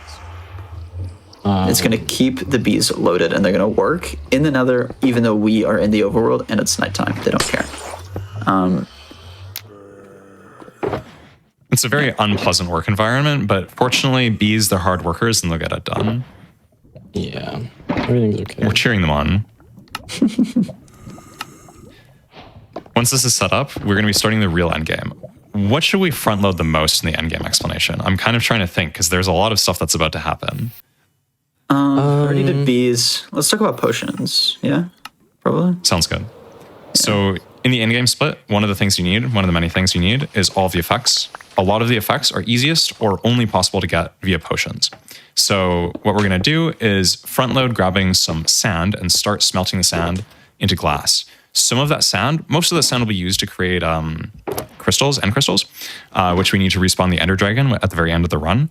But some of the sand we'll use to create glass bottles. Those glass bottles we'll use to brew potions. There are 8 potions we need. I'm not going to bother listing all of them. You'll see them briefly in the brewing stands. Could you, if you had to, could you list all of them off the top of your head? I could list all of them. I just have to go through like the brewing steps in my head. But there's not that many. There's the duplicate ones. Then Anyways, we don't need to talk about that. Anyways, we're gonna start prepping all of that right here. Then we'll probably kill the Wither, which we can do underground. It's pretty easy to do, even though that's something that in a casual players like Let's Play or whatever, it's a lot more difficult to kill the Wither. All advancement or Minecraft speedrun stress in general make it a lot easier to kill it usually, which we can overlap with the smelting or potentially overlap with the brewing. And yeah, we've also got the. It's behind you. We've also got a beacon that we've got to build. So we actually aren't going to kill the Wither just yet because for phantom spawns, you need to be above ground. So if we go down below the surface to kill the Wither, we're not going to get any phantom spawns. So we're going to build the beacon first so that we're still above ground and we can get the phantoms. And then we'll hopefully get them and then we will kill the Wither. We also want to be on hard mode in order to have the highest chance of both phantom spawns and of a larger number of phantom spawns. Killing the Wither on easy mode is what you're always going to do because it is actually legitimately very difficult and dangerous to kill it on hard mode. So we don't want to switch to easy mode to kill the Wither because we really, really, really need the phantoms to spawn as soon as possible. It is, however, entirely possible that we just don't get phantom spawns during this night, in which case I assume we'll probably just have to spawn them in. Yeah. Yeah, we'll get there when it gets there. Don't really have a huge choice for that, unfortunately. Other things that we need to set up. So we talked about the beacon. The other thing is you need to build the conduit as well. So that's conduit as well as the prismarine blocks that we've collected from all of those monuments that we've looted. We build those into a little ring shape, put some water in it. There we go. There's our 4 phantoms. Beautiful, right on time. My goodness. I looked in my inventory and I didn't have a Wither Rose. And I was like, oh no, what happened to my Wither Rose? I have no Wither yet. It's funny because you said that and I was like, in my head, I was like, oh, you must have already put it in your shulker. And it wasn't until you answered the question that I realized, yeah, that's right, we just talked that we haven't killed the Wither yet. Right. There we go. And also, this means... we can sleep. We can sleep. I don't have to deal with mobs. Realistically with that, I didn't really have to put the knees in the bees in the nether. I almost said the knees in the beather. That's not and also now I can do this. Yeah, so we'll go kill the Wither underground real quick. This is actually a cool strat. This is really cool. I'm scared. The sea cannon that she's referring to is a measure of how many air blocks, or not air blocks, it's chunk sections. But that are loaded. Yeah, basically a higher number means that there's a cave below you, just like that. And if you dig into that and put the Wither there, the Wither's going to fly all over the place. You don't want that. You don't want not pleasant. Yeah, you want the Wither to be basically suffocating. Yeah. And then we have basically a fish. using this as a Wither cage. Yeah, and then we have a fish that we are going to sacrifice to the Wither gods. That's going to give us a Wither Rose, which will give us the Wither effect when we do How Did We Get Here? One of the many things. So there's the Rose, and we kill the Wither. Some other specific items that we're going to need for this are spectral arrows, the only source of the glowing effect. And we're going to eat a puffer fish for hunger and poison and nausea. We're going to eat an enchanted golden apple. We've crafted a blindness suspicious stew. Maybe? I don't see it, but I think we have it. It's there. Yeah, we crafted it during the mushroom islands. Yeah, so there's all those items that I was talking about. And all of those are going to be eaten in succession. We'll point it out when we get there. It's in a little bit. It's worth probably noting that How Did We Get Here is the advancement that we're building up. That's the one we're talking about where you need to get all these different effects at once. It is very skill-based. It's quite hard to do. You AA players practice it a lot and it becomes very consistent. And I have personally gone on record saying that you should never fail it if you're an AA player. But it is very possible to fail. So it's a spooky section of the run, and generally speaking, the most hype. So yeah, we're going to have to do a lot of things in a very short period of time. Otherwise, we'll have a problem. But we're not quite there yet, so we'll make it clear when we're about to do it. Cooper, Oh, that guy wants to blow up Spooky. our shulker. that could be a huge problem. If it blows up the boat, even if it doesn't kill the shulker will probably end up teleporting, and it will just be very, very sad.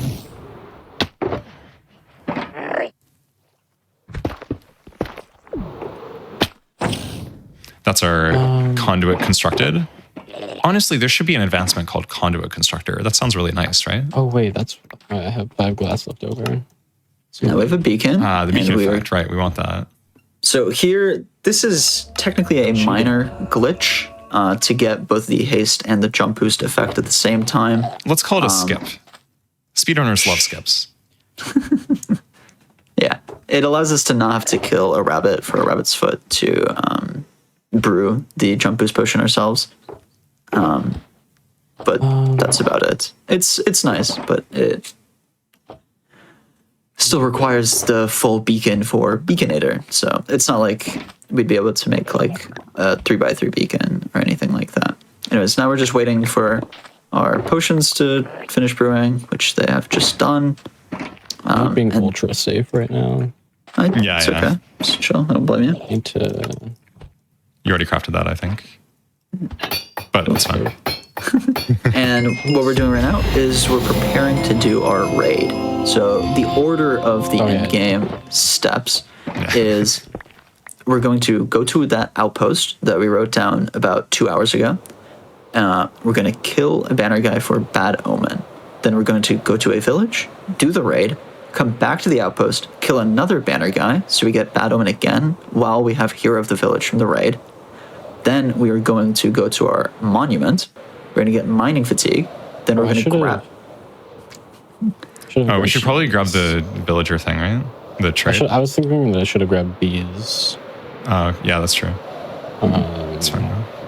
We could probably grab. Do we grab the stew? Rabbit foot. That's yeah, what we I was haven't going grabbed to do. rabbit stew. I'm gonna go grab. I'm gonna go. Okay, I'm gonna It's okay. I'm gonna go grab bees. I'm trying to like.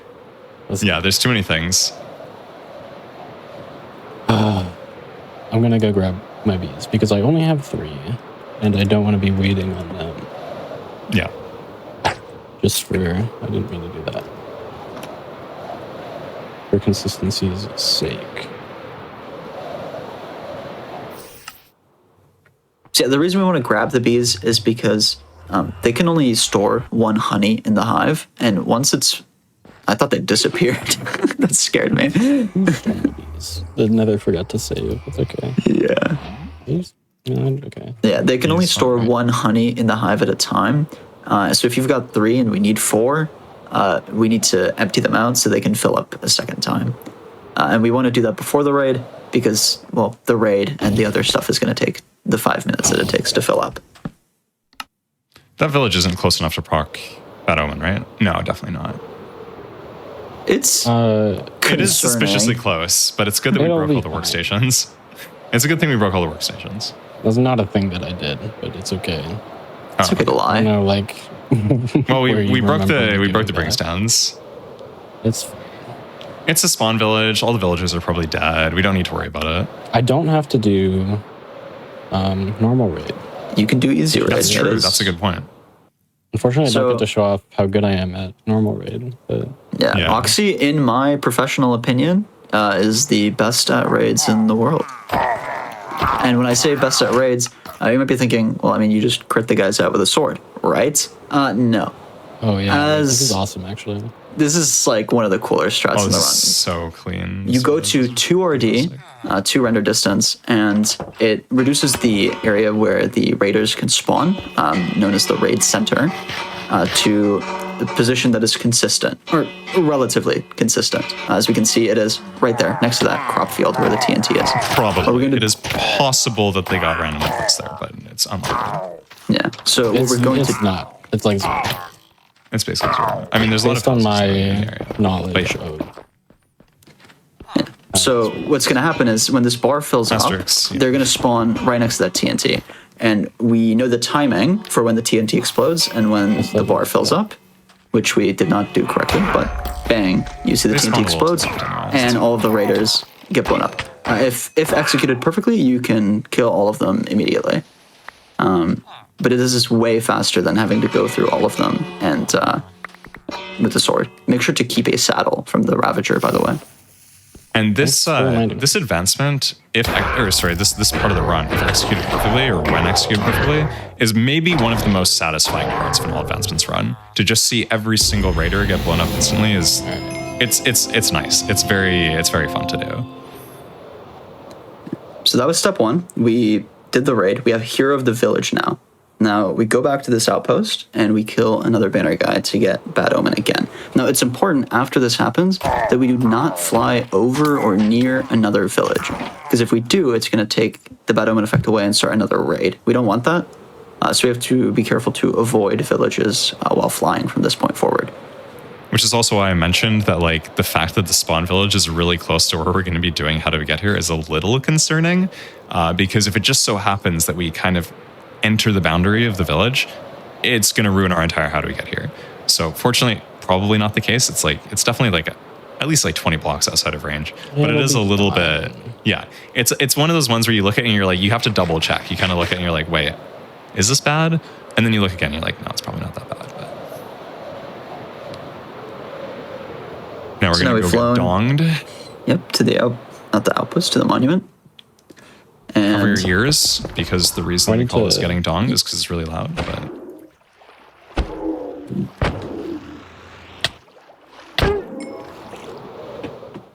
what mob kill are we missing? Let's see. Husk. I don't have Husk. Husk. We don't have Husk. It's good we checked that. That's fine. Oh, wait. I need Wait, Enderman. witch. I don't have a Witch. Okay, that'll also be fine. I just get that at night. We'll figure that out. Yeah. We need fine. nighttime Normally- for the Husk kill anyways. So. yeah, normally I a did witch. not like that. Normally gets done during raid. Yeah, normally a witch is one of the mobs that spawns on a normal raid, but since we did an easy raid, we did not actually get any witch spawns. You also get a witch when you do VVF, but we didn't think about it when that happened, so... We didn't kill it. Yeah. Yeah. Anyway, now we got donged, we have our dolphin, and we're going to take this sucker right back to where we built that beacon. Which is pretty easy to find. We don't need to use coordinates because there's a beacon. Wow. Quite easy to see in the distance. Shout out beacons for... Shout out beacons. Cool. They really light the path for us. You know what I mean? Now I need to empty my inventory because I have a lot of random stuff. And we're coming up on the most hype moment of any all advanced and speedruns. So I don't know Am if I you want good? to say anything first. Do you have or any should we just be backseats? quiet? No, I think we're I don't good. want to mess this up. Okay. No, yeah.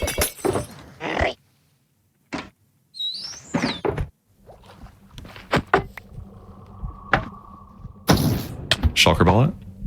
Here. Glowing effect. Dolphin's grace from the dolphin. And eat And we every single eat. one of these foods in the perfect order. And it's good. We got There we it. go. I got That was beautiful. How did we get here? Oxidian, how did we get here?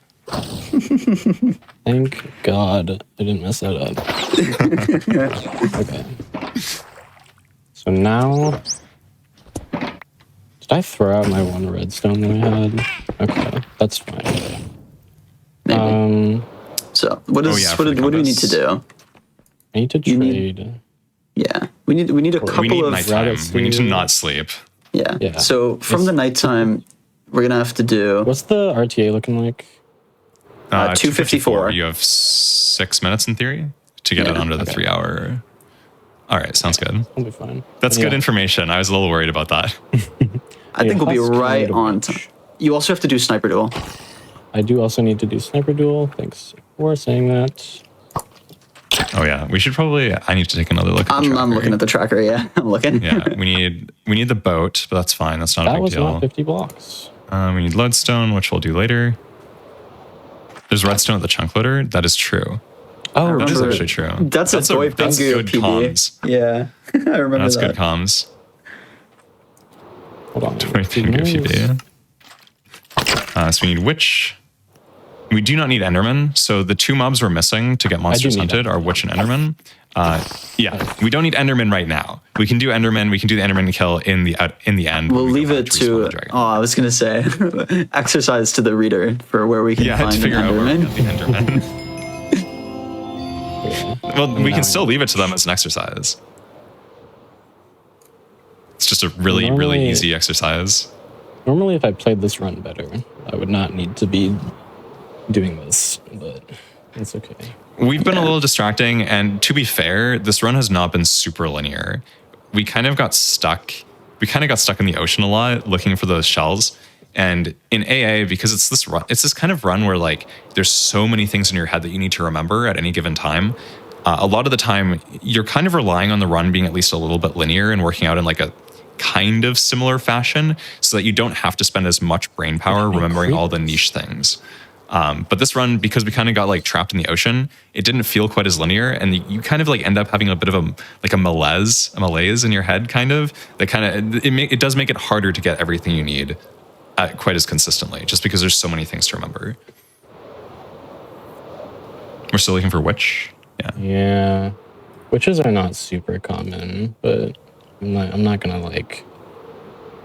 Man, what if they like made a structure that like always spawns a witch? What if they made an advancement That always made a witch? where you create a witch? Yeah. Maybe it'll thunder That would here. be the Oh, but we perfect- don't have the trident still. I don't have so- much trident. I did not pick it up after I got BVF. It's okay. It's okay. Should not. There we go. Okay. There's a Yeah, witch. it is this our is fault. We did yeah. make her go to the mansion. Yeah, that's true. It is your fault. Yeah, me personally. Actually, no, I think it's Pack personally. I think it was me. Yeah. Yeah, think it was I my am the fault. one who made the video proving that it's not faster to go to the mansion. We have the rabbit stew already as well. No, I was gonna sleep so that I can trade. Yeah. So the reason we want to sleep is because villagers are really stupid, and they don't really do their job correctly when it's nighttime. Well, So we just that's not. They're not stupid. They have work hours. yeah, true. but like I'm not gonna be Okay, like, but "Get Kind up, of like it's real life 4 a.m." workers. Like if you really, really force them to, they will work at night, but they really don't want to. you should get rolled on this 10 times. Okay. Yeah, that would be There we go. should. There's the rabbit stew. problematic. Let's talk. We have rabbit stew, and we have 2 minutes left. Well, We just actually less than crashed 2 the minutes 'cause there's economy. some time delta here, but Okay. I need Enderman, Honey Bottle. I need to do Strider. Mm-hmm. Am I missing anything? Nope. I need to get an upgrade. we're scanning. Yeah, you do need upgrade. I've Oh, never but Oh yeah, yeah, iron. help. I can Wait, do yeah. that. Do you have You have iron enough for the iron, right? golem? Yeah, Yeah, I don't. Okay. Okay. we're fine. I have exactly enough. I've really. Oh wait, I need to. Oh, you need Like a shears? Do you need compass. shears? I need to make a compass. Compass. Okay, hold on.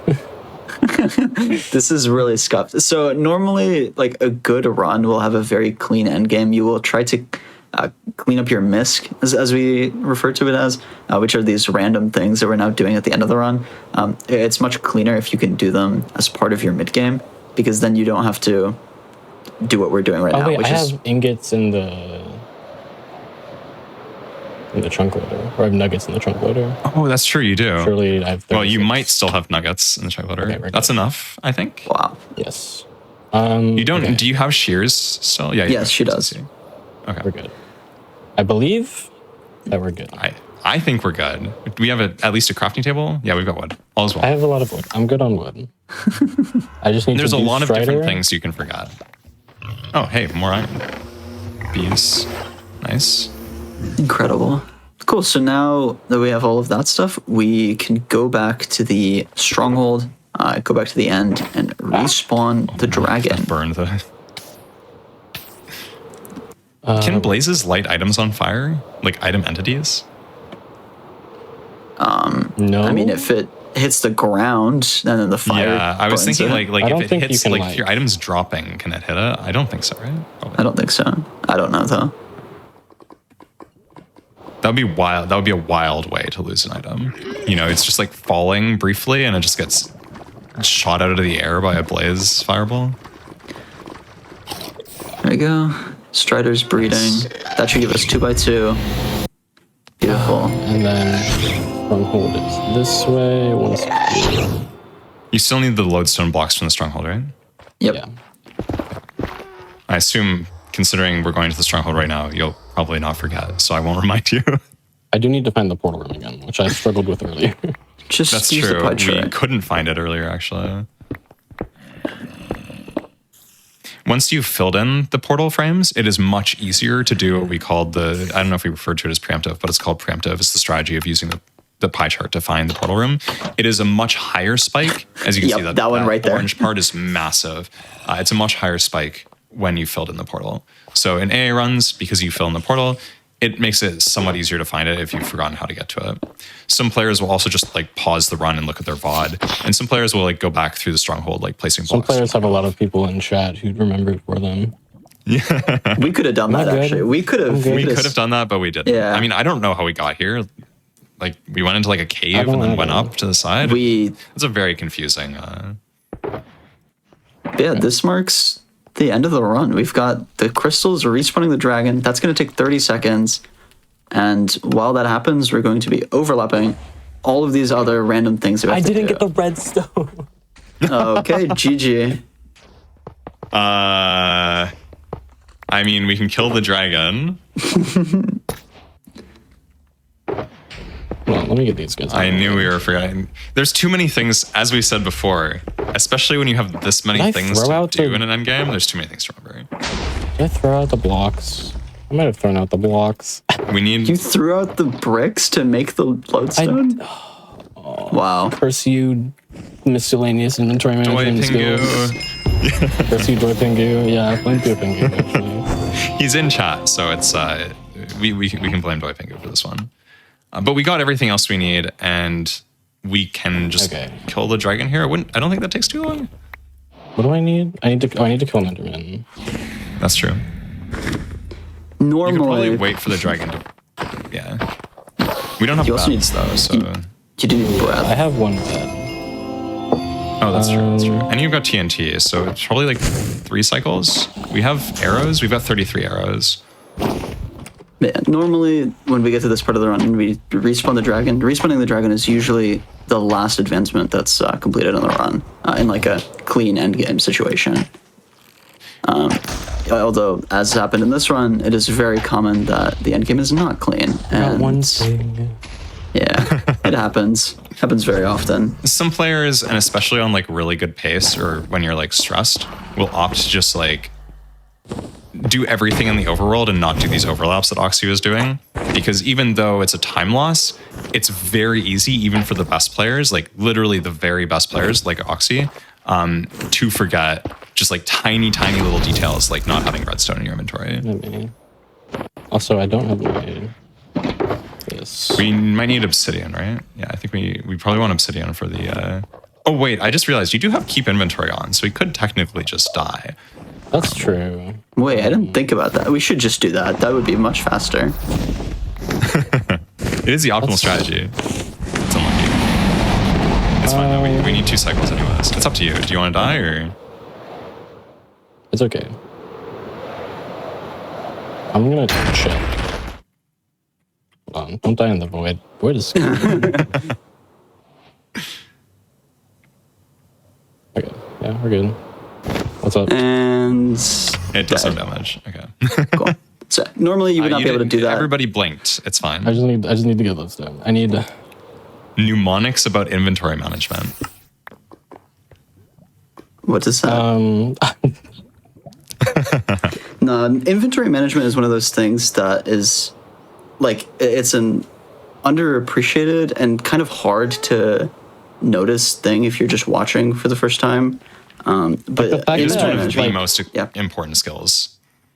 the fact that I just threw out nether bricks without thinking about it is just shows how much time I have playing this game that Yeah.